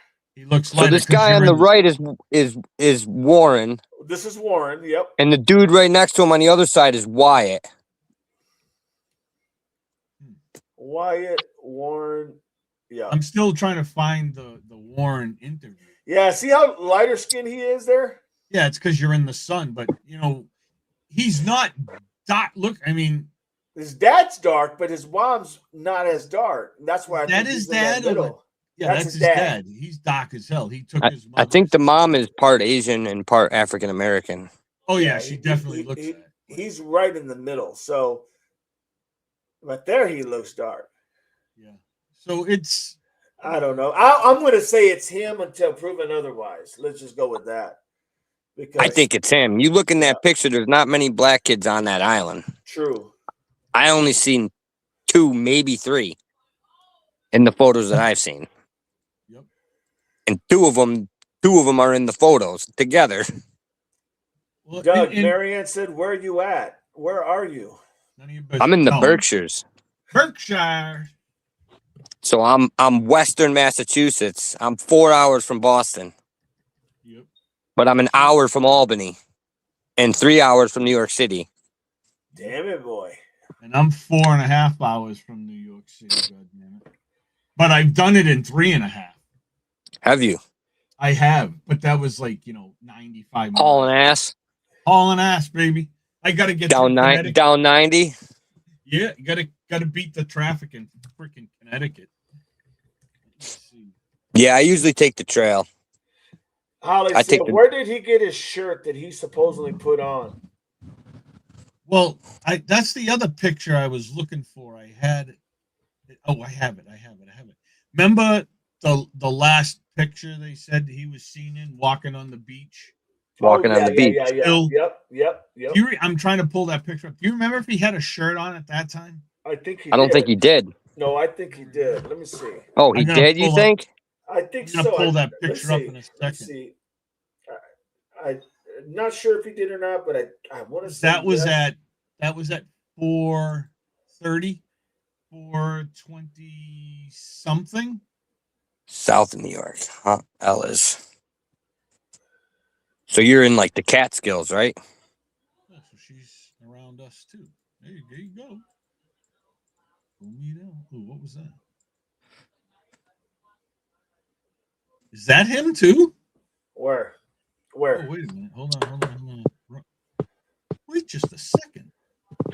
Oh, you asked the question. Yeah, no. That's the same photo. I was talking That's to the photo with the fight. Oh, got you. No. This one here. All right. Throw it up there, boss. Is that supposed to be him too? It is. And that must be Katie. That's what they're saying. But this girl looks like she's got a lot longer, blonder hair. Yeah, and looks like she's a little thinner than the other girl in the other pictures. Yeah, and it doesn't look like a pinkish color suit. It looks more like white. That really looks like the shorter guy that was looking at Nolen when they were fighting, to me. This one? Oh, yeah, yep. Yeah. That might, yeah. But he looks like the same guy that's with Nolen walking on the beach. He's right in front of them. Yeah, but the girl looks different.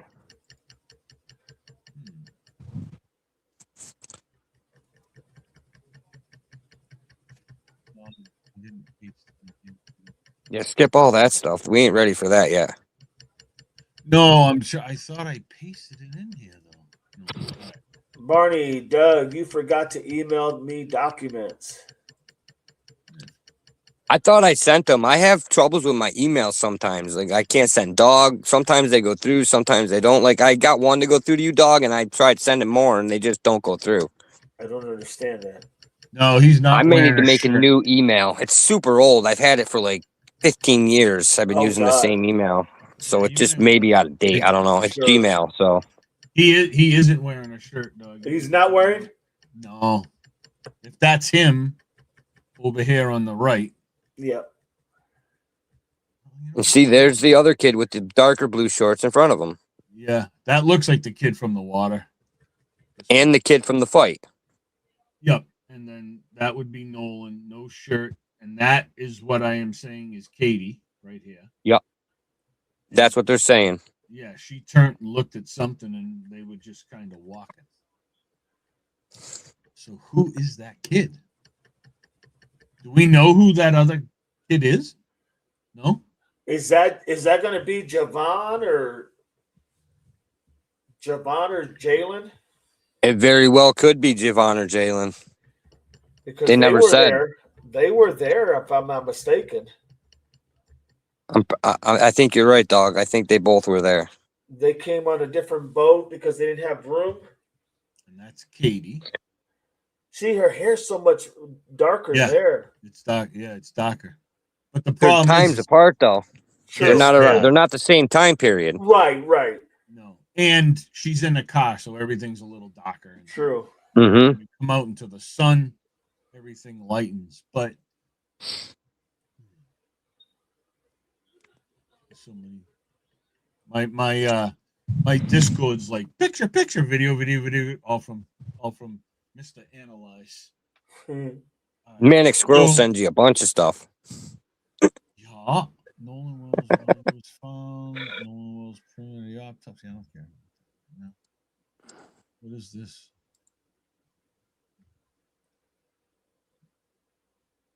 So it was hit. Hold on 1 second.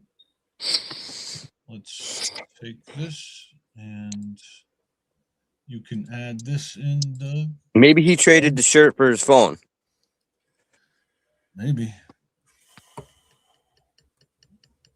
What happened? There it is. All right. So this is it. whatever they were talking about. Right back here. See this little mark? Right back here. The four of them on the backside. 1, 2, 3, 4 marks. But no, they said that he had inside the neck. Inside there was a red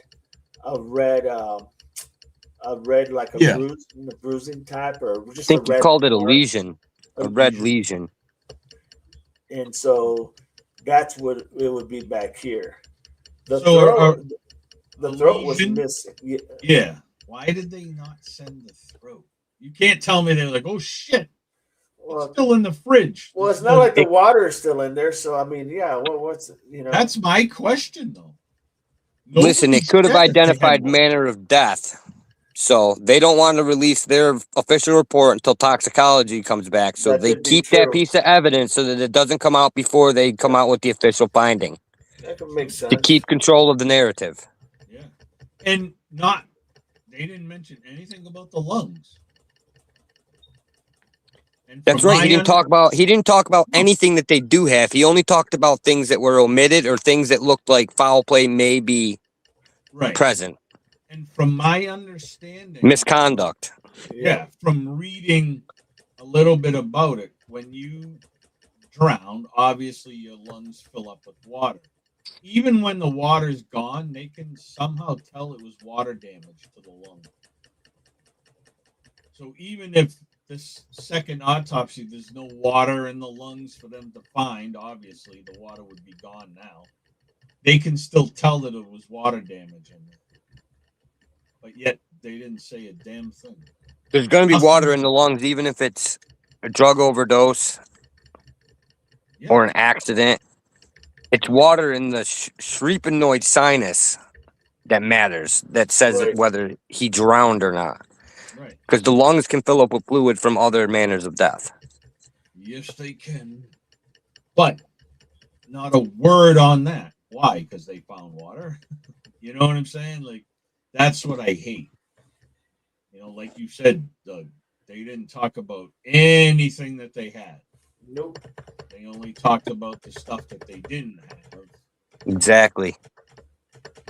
So, but yeah, I mean, again, crazy. To keep the spotlight on them so that they can have the bully pulpit to just keep saying the names.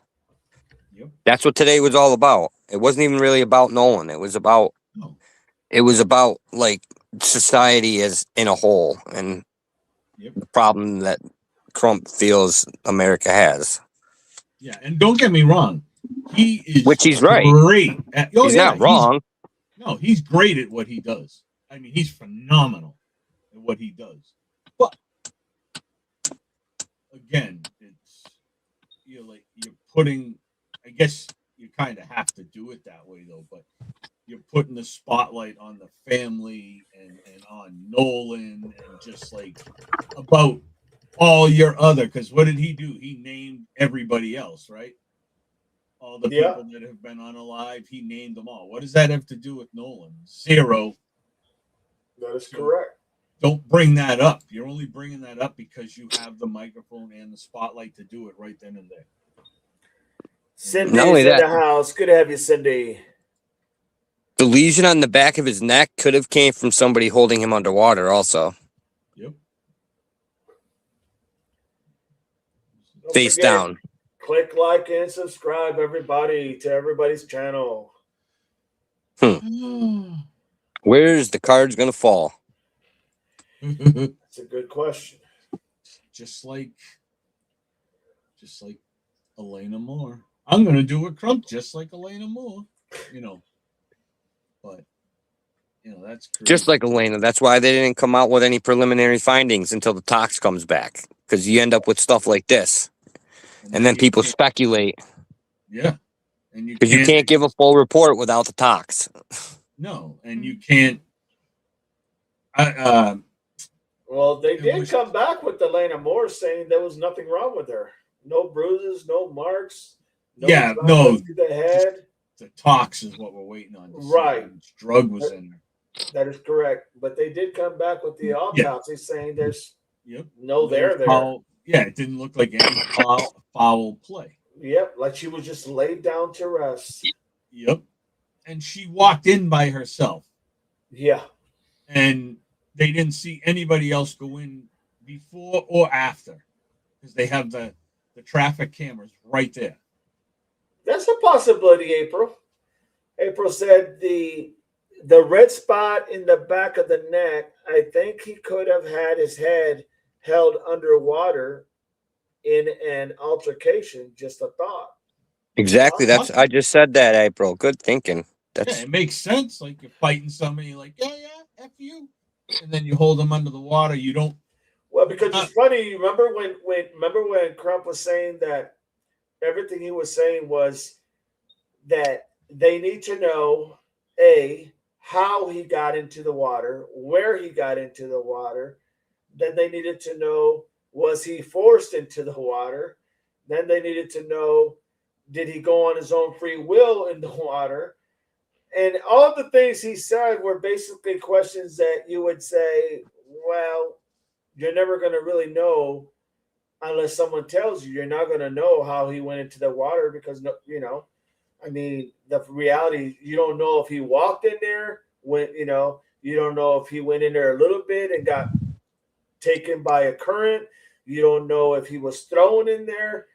Unless someone says something, this is going to come down to, in my opinion, literally a drowning with the underlying of possibly alcohol and or drugs. That's simple. They're squeezing all the witnesses. Yeah. Well, they're going to be talking. Make no mistake. These kids, man, you talk about jail time and they're like all squeamish, man. They'll be like, oh, no, I don't want to go to jail. Yeah, that's how alcohol on the boats. There was 100 boats there, and I think there was alcohol on all of them. So are they going to fine everybody? Well, in this case, it's only the ones that they're looking into because of the unaliving or this young man being unalived. So they're not going to really signal anybody else. Yes, yeah, absolutely. So the toxicology report is not back. Yeah, KB, excuse me, it's not back. Cindy, Carol, Burton, good to have you both. Welcome in. Craftsman's in the house. Good to have you, Craftsman. Or he was under the water, says Craftsman. He was under the water and got his. Oh, that's possible.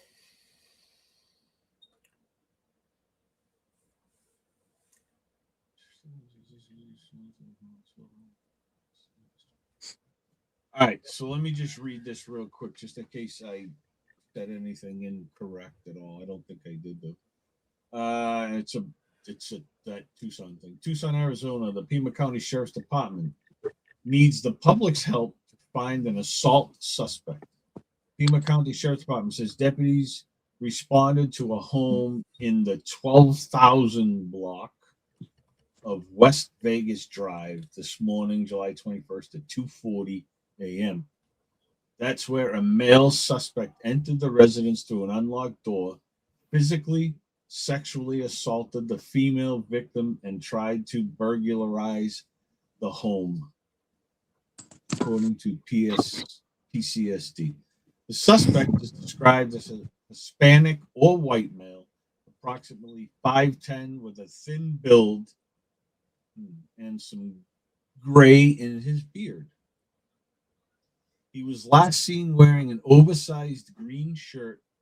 Anyone with home or neighborhood surveillance video in this area is asked to share it with Pima County. Anyone with information? And how far did you say that was? 30 minutes from Nancy's? It's about 30 miles. 30 miles? Okay. Yeah. So, 30 miles. Okay, I mean, that's not horrific. But Cindy, usually the state's autopsy should be here any minute, but I think they already have it. In all honesty, I think they're waiting for the toxicology report to go with it. So that usually, that toxicology report usually takes anywhere from 8 weeks, and then that's if you're lucky, if there's not a big log jam. So it could be, I mean, it could be any hell, it could be in 3 months from now. Ain't no more. Yeah. Look at Nancy's, I mean, we don't have a lot of stuff there either. So the idea is, thank you, Cindy, appreciate that. That's the idea, is that we don't know if, in fact, the way this went out, this rollout by Crump, I don't see them talking about the autopsy until they get the toxicology report, because the way they did it with Crump, it really didn't say a whole lot. Everything was still, a lot of things were still needed, and you got to have that toxicology report without a doubt. Yep. So I don't see them. I think it's going to be a little bit before they get to it, without a doubt.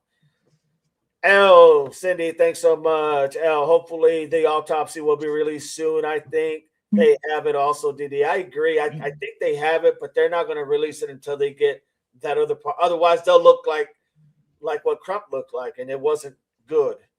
If anybody's really honest, it wasn't good. DME can't even release a manner of death, even if he knows what it is, until the toxicology report comes back. He has to say it's inconclusive. It's not a complete autopsy until the toxicology comes back. Mm-hmm. That is correct. See, there's a description of what the suspect is wearing. Blue shirt, blue pants. AJ, agree. I think that's the related to Nancy's case. In my opinion, so much crime in PC, so sad. Marianne, AJ, Rose Canyon Lake is around 30 miles away too. Interesting. Very interesting. Yeah, right next to Nano's house. Look at that. Who else said something about Rose Canyon Lake? Wasn't that RN? Richard. Yes, RN, Richard Nolen. JLR went there in the first weeks before that. Then Patrick went out there. Patrick went out there with his camera and fishing pole. And then Jim went out there with his drone. Yeah. Catgo could have been playing around like chicken and had people on his neck. My kids love. Oh, I see what you're saying. Yeah, when you put somebody on your neck and you're like, trying to knock the other person off, it's possible.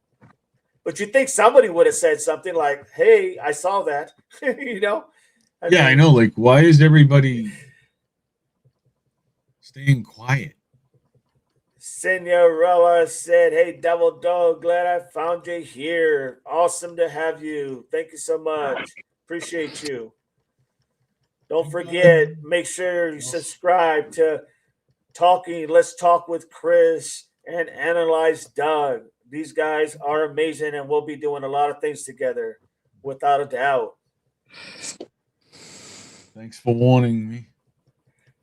Yeah, I don't think they can release anything with Nancy Guthrie, Barney. There's no body, so how can you say there was an SA?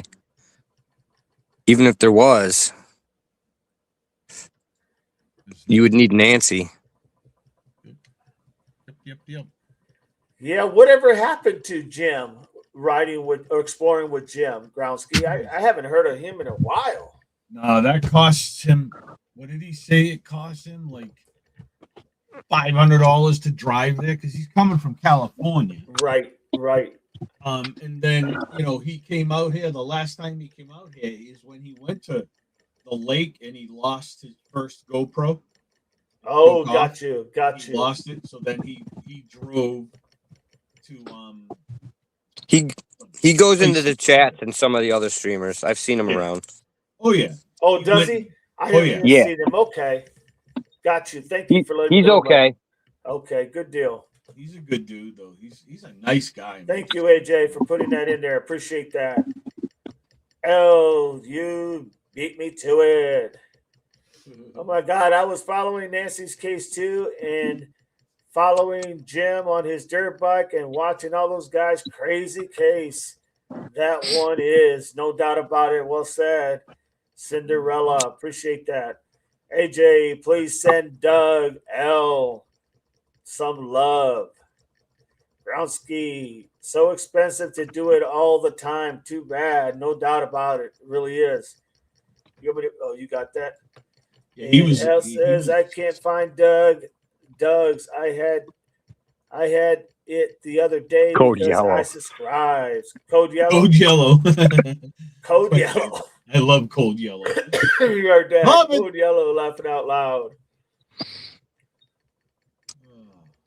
But yeah, Cinderella, even if the tox comes back and it's determined an accident, they're still going to be liable, put on responsible parties that supplied the drugs and the alcohol and the captain of the boat under maritime law. There could still be charges brought against people, even if it turns out to be an accident. That is correct. That is correct. That's what I think they're going to end up going for. They're going to try to figure out who provided the narcotics and the alcohol, and then they're going to try to push that in that direction, because obviously probably if they come out with that, it's probably because it had a play in it. And so those people, they better stand by, because they definitely will be looking at them without a doubt. They're squeezing everybody to see who's going to talk. Mm-hmm. They're holding everything over their head. You want to be charged with Nolen's murder? You tell me who gave you the drugs. Where'd the booze come from? Yep. You're going down. That's life. Yep. Someone's going to talk. Oh yeah, and get a deal. This will definitely. I'm like I said, these guys are young adults. You talk about getting a reward, they can give 2 cents. You talk about going to jail, man, God, they're like, oh my God, no, can't do that. And sooner or later, someone is going to break, and it'll probably be soon. I think so. Soon. I do too. I really do.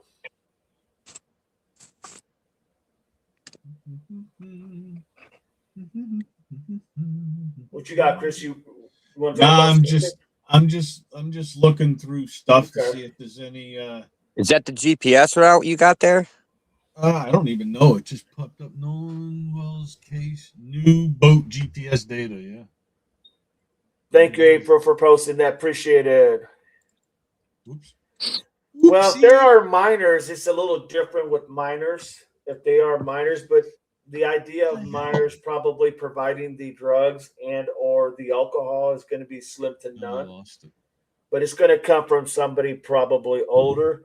Yeah, if it is minors, it definitely will be something a little different because of them being minors, without a doubt.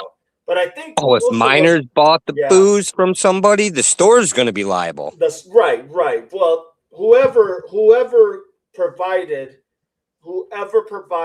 that material, whether it's alcohol or drugs, they're going to be liable. Just the stipulation of how it goes, because if they are minors, then they're going to track it back to the origin of where it came from. You know what I mean? That's the whole point. So, yeah, if it's minors, they'll be held accountable, but their punishment probably is going to be a little bit different than what it would be for someone who is of age, without a doubt. Gronsky says, you're going down, Turkey. Whoever did this. No doubt about it, Gronsky. I'm with you. Oh, yeah.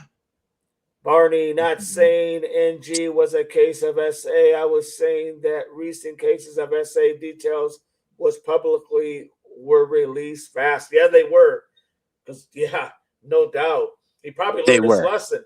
He probably learned his lesson from not doing what he should have done with Nancy. Analyze Doug's. Thank you, April and Carol. I appreciate you. Tropical storm Bertha? I didn't know we had a tropical storm out there. Marion says, April, did they ever find the person missing on the beach? Who's missing on the beach? I don't know. Okay, April said, Marianne, yes, they rescued him and he is fine.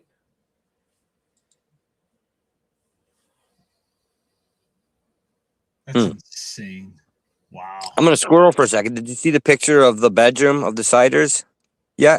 Yes, I did. I did. Actually, I got it right here. Let me pull it up. With all the missing, it looks like they were possibly eating the drywall the way that it's broken. Probably. Oh no, I saw the pictures on from the outside. Not the I got it in. I sent Chris the inside photo with the crates and the beds and the couch cushions and the missing drywall. You sent it to me, Doug? Yeah. Yeah, it's in Discord. I sent you a few not Nolen photos after the Nolen photos. I got Charles's obituary in there and I'm not a few sure other why things. I'm not getting anything here, Doug. What's going on here? I've sent them, but they don't go through, dog. You're good, man. You're good. I'm just kidding you. My email don't work. I just use Discord. It's just so much easier to share information. Don't say that too loud, because Marianne wants me to get Discord, and I'm just like, ugh. I love it. No, I know a lot of people that have it. Man, I'm just trying to figure this out. Marianne, you beat me to it, AJ. Oh, Lordy. Cat go. Maybe that's why nobody's talking, afraid to get someone in trouble. It's going to be someone that knows someone. We're all going to get in trouble if they do that. Yeah, there's going to be a lot of consequences coming down. I'm afraid to say. Throw that up there. There you go. This is the good picture. Oops, wrong arrow. Yeah, that's the birthdays. There's Charles's obituary. Oh, that's Theorem's. Look at this. That's the basement. And everyone's saying it's just a wheel, but you can see it's a full bike. You can see the seat and everything. Oh, yeah. There's a frame on that bike. Oh, yeah. This is the worst one. This one here, though, that's the bedroom. Look at that. Oh, wow. That's where all the kids were being kept and slept. Yeah. Like there's all the what the hell is all the milk cartons for? Seats. Oh, yeah. There you go. That's fucking disgusting. Oh, sorry the language. This is a 21 plus channel. Please watch your language. That's disgusting. Yeah, that is. Now that's really disgusting. That's it, dude. Jail. See ya. Have a good time. Just everybody. Goodbye. I don't, and they say, well, the grandparents. Just screw you. It's their house. They know what's going on too. I don't care that you're 85. Go to jail. God, disgusting, man. That is pretty bad. Welcome in, Nina. Welcome in. Disgusting. That's gross. Marianne, I love Discord, but I won't bother anyone to get it. Stop it, Marianne. Stop it. Yeah, that is very nasty, without a doubt, Kako. Not to mention the people that had the best pot. Kako's talking about earlier. She said 2 guys that hung out with in our high school group that were the most fun were college guys. Bought alcohol and we had parties galore. And then she says, also, not to mention the people that had the best pot. Chris, look at that comment again. Pull it up and just let me read it. Which one? The comment that I have circled. The troll everybody forgot about. There's a Ouija board. Is it in what you sent me? Yeah, you just went by it. Oh. It's Nancy right Guthrie there. related. Okay, there's that one. Yeah, there it is. I know all 4 behind. Look at what he said back on February 17th. I know all 4 behind this. I'm not losing my life telling law enforcement. I'm the only one in this country that knows. Later letters are fake. She could have paid. Have nowhere else to express this. Wow. That person said that in a JLR chat on February 17th. And when I tracked this account down, the original owner belongs to a dead guy named Joseph Angelo Monera, who died suspiciously in 2019. But there's somebody pretending to be him and using his name.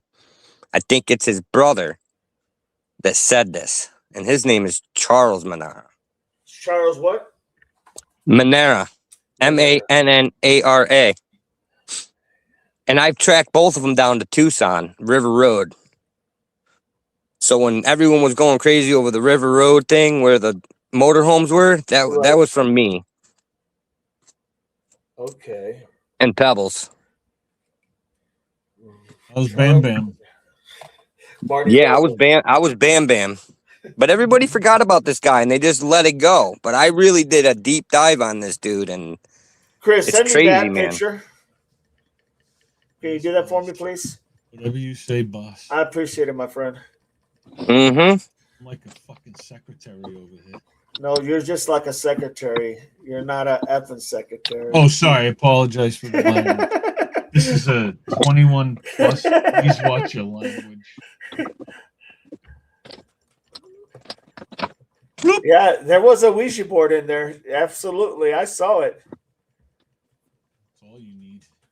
I said it in Discord twice, but I get it to her. Says Barney, Ketko, Holly, why is Crump not fight of those kids' civil rights? What? Why is Crump not fight of those kids' civil rights? Marianne, AJD, come on, AJD. I'm not bad. Cinderella thinks L just subbed up their channels too. There you go, guys. Cinderella just subbed up to your channels. Thank you. Thank you very much. I appreciate that. Absolutely. Thank you so much, Cinderella. Appreciate that. Really do. Yes, I know. Wash my mouth out with soap. I know. It's the Italian. It comes out on me every once in a while. It looks like a garage where the dogs try to claw their way out, right? That was the kids trying to claw their way out. It looks like they were eating it, dog. Yeah, their snack. Well, they were feral, they said, right? Yeah. Cindy, It's actually a condition. People with pica a lot of times eat drywall. I'm sure hunger would do the same thing. Feel like you got to eat something, so. Oh yeah, I've almost eaten a napkin once. I was so hungry. I can't hear, dog. No, I didn't say anything. Oh, your lips were moving, but nothing was coming out. You're That's 'cause he's practicing your reading. ventriloquism. Yeah, so when Marianne, I'm not looking up anything. AJ, oh, Doug, you are the smart cookie. Pierre, very own PI. We appreciate you. what kind of cookie though? Like oatmeal raisin, Trotsky, Chris, wash his mouth out with soap. sugar cookie. I'm thinking. Analyze Doug. Thanks, AJ. Carol, I'm back. Gonna sit on my hands. Oh, before we move on, Otan. we have another promotion on my channel. Okay. No, Carol has been upgraded to managing moderator to take over the managing spot that now AJ has moved, and Botan is next in line. Botan, awesome. Next in line.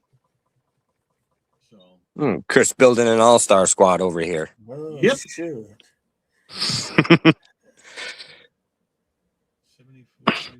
One more thing about this guy. When you go to his account, this from Tones Danums guy, right? Yep. There was one video originally, and it was called Ergun, the birth of modern terrorism. And it explains like the Middle East and how like the quarrels that were happening over there, which seems like could be a possible motive what's happening right now. And also in the comments, he was going back and commenting to people that were commenting on that video, like re-commenting on January 31st at 6 a.m. Arizona time. So the morning of the abduction, this guy went bullshit on all these different people, arguing with them.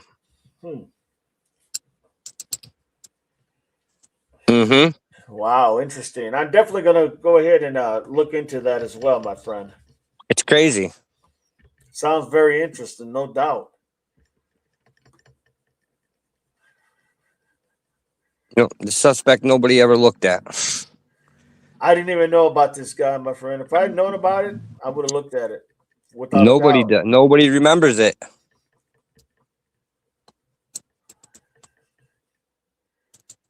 L says, "How terrible! I'm really following the 16 kids case closely. This one really has gotten to me. It does. I know.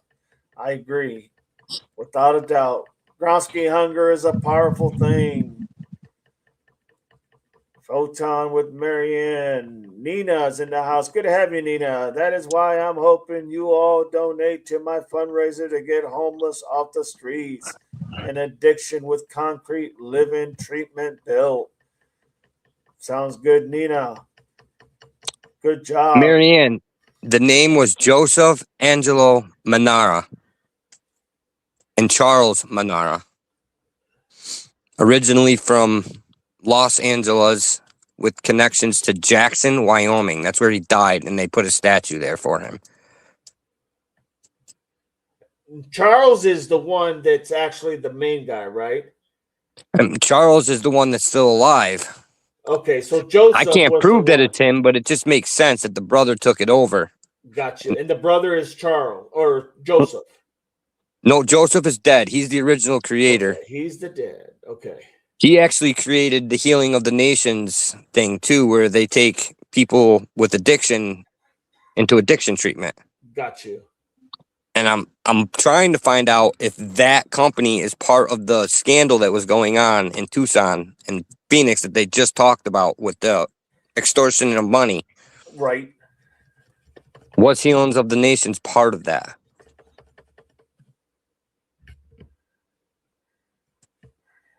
It's just crazy how everything connects. Yeah, no doubt. That's what makes things really like. He was a rapper too. Really? Joe Lucky, the rapper. He had his own label, the Illuminati label. He made his own music. It's actually pretty good. Joe Lucky, the rapper. The dead guy, Joseph. Got you. Awesome. Interesting character for sure. No doubt. I'm definitely gonna look him up, my brother. I definitely. Why, oh why? Oh, I can't. Oh, man. Dummy. What a dummy I am. I think Jesus is protecting me through my partying and dumb decisions, says Catco. Photon, 6th in line. L, Oleg, me too. Can't stop looking into it. Doug, what? Okay, you got that already. Photon. They lie about their names and ages. No doubt, Oleg. I agree with you there.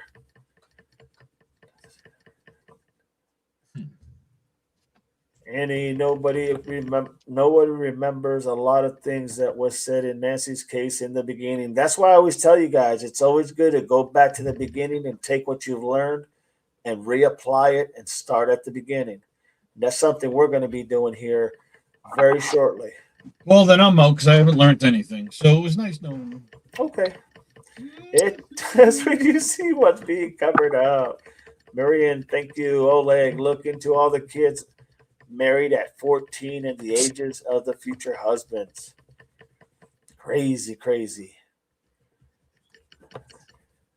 Oh, yes. Oleg, that's the part where I can't help but to say they know society would not approve of what they are doing. I know it's their way I'm living, but they have to know in some way. Well said.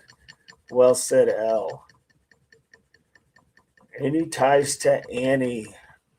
That would be interesting. For who?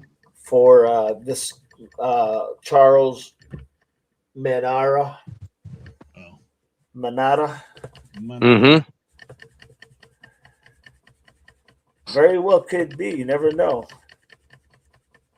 They are genealogy sites that allow undocumented, unverified info on your site, on their site. Thank you, thank you, Barney. Then there's Bloody Harlan. Nobody wants to talk about that either. Oh, Lord. Sounds like Sherlock Holmes suspect.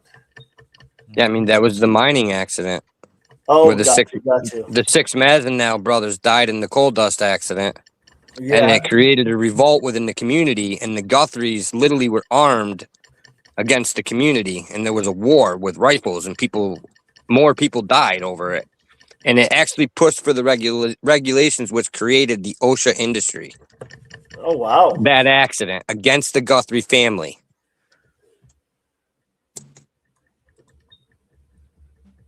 But a boom. And I traced the lady with the Mazenow name to Tucson, and she is a geologist and works at the University of Arizona. What was the name? Just like Annie did. The name of that? The name they did of a search there. Remember, they went and questioned people at the geology place. The name of the group that you said about the Guthrie family, what was the name? That's the Mazenow family. Massingle.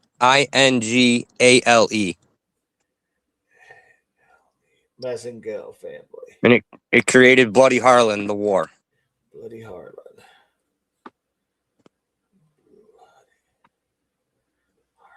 In Harlan County, North Carolina. Gotcha. And then Charles went on to mine for uranium and got really rich. Gotcha. There's actually uranium in the copper in Arizona. There's uranium in the Mexican mines, and there's uranium in Australia, where Savannah was born. Probably good idea of why he was always going to those places. A lot of missing people are in poverty, homeless areas. Went where the money was. Go where the money. Oleg, I have uncovered some of it. Just can't get over it. What has happened in that family group? KB. It is weird that so many things intertwined in a city with several 100,000 residents, or are we just making connection like our end? Oh, the coffee. Barney, I will have to take a phone call in a minute. You got it, Miss Barney. Oleg, it seems to have opened right back into the early 1900s. All right, now here comes my tinfoil hat. Who needs uranium? Who would benefit from that? Maybe some of these missing scientists that need uranium for every single project that they do, whether they're building Mongoloid or zero gravity or nuclearization of a missile. I mean, that's what brought down the Chinese captors when they were capturing the scientists in the 80s. They couldn't get a hold of the uranium, the enriched uranium, to build the bomb that they wanted to build. Right. So listen, gentlemen, I must bounce out. I have some things I need to do. Later, Chris. So sorry. Welcome. I mean, thank you for welcome. Kinman is here, man. No worries, no worries. Double D, I will talk to you later on. You got it, my friend. You got it. Thank you for being here, Chris. Don't forget, everybody, please subscribe to Let's Talk with Chris. Yes. I would really appreciate that because he does a great job, as well as Doug. All right, y'all. Analyzethatdoug. Yes. Thank you, Code guys. Yellow. And I will say Code Yellow. And chat, love you all. See you later and have a good day. And hey guys, let's go ahead. Hey Doug, let's go ahead and end this as well because hey, I'm not done talking yet. Goddamn. I'm sorry. I'm sorry, I didn't say that. I just said I'm not done talking. That's all. Okay, are you on at 5? If I can get out and get my work, I got to get done. Yes, I'm going to be on at 5. You coming in? Probably not tonight, but I'll be watching. Okay. But I'll let you know if anything changes. All right, buddy. Everybody, thank you. Love you. Bye, AJ. I'll see you Bye, guys. Chris. Have a good one. See you guys later. Doug. Later, my brother. Later. Semper Fi. Semper Fi. All right. Semper Fi. Yeah, Doug, I got to go do some yard work at other people's houses. So yeah, sounds good, dog. My friend, thank you so much for being here, everybody. Do not forget, if you can, please subscribe to Analyzethatdoug. He's definitely a part of this group, and he will definitely be with us as much as he wants to be. No doubt about it. Yeah, I appreciate it, dog. And everybody in the chat, all the mods. You got a all-star cast. Same with Chris. Like, building a serious foundation here. We are critical thinkers, not just everybody. Absolutely. it's the critical thinking part that I like. Yep. No, and the participation. I like what you bring to the table, my friend. You bring a lot I appreciate you all. I appreciate you all. But so, Dog, I'm gonna head out, get your work done, and I will see you at 5. You'll see you at 5, my friend. If you want to Later, come devil. in, I'm gonna be going Later, Pops. Later on, my brother. Yes, sir. Bye-bye. All right. Bye-bye. All right, everybody. I hope this was at least informative for you all. I want to say thank you to everybody who literally has helped. Kronsky says, I just drink it all in. Wonderful show. Thank you, AJ. Thank you so much, everybody. Al, Marianne, Kronsky, April, everybody who has really done magnificent. You guys are awesome. This channel is your all's channel as well because you make it happen. So I want to say thank you so much, everybody. And just know I'm going to try to be here at 5 o'clock. I just got to get some things done. Someone's got to pay the bills. You know how that goes. So with that saying, guys, God bless you. Simplify, everybody. Remember, it's all common sense, everybody. It is all common sense. Simplify, everybody. God bless you all, and thank you so much. You guys got it. God bless. Thank you, Photon. Appreciate you. Thank you all.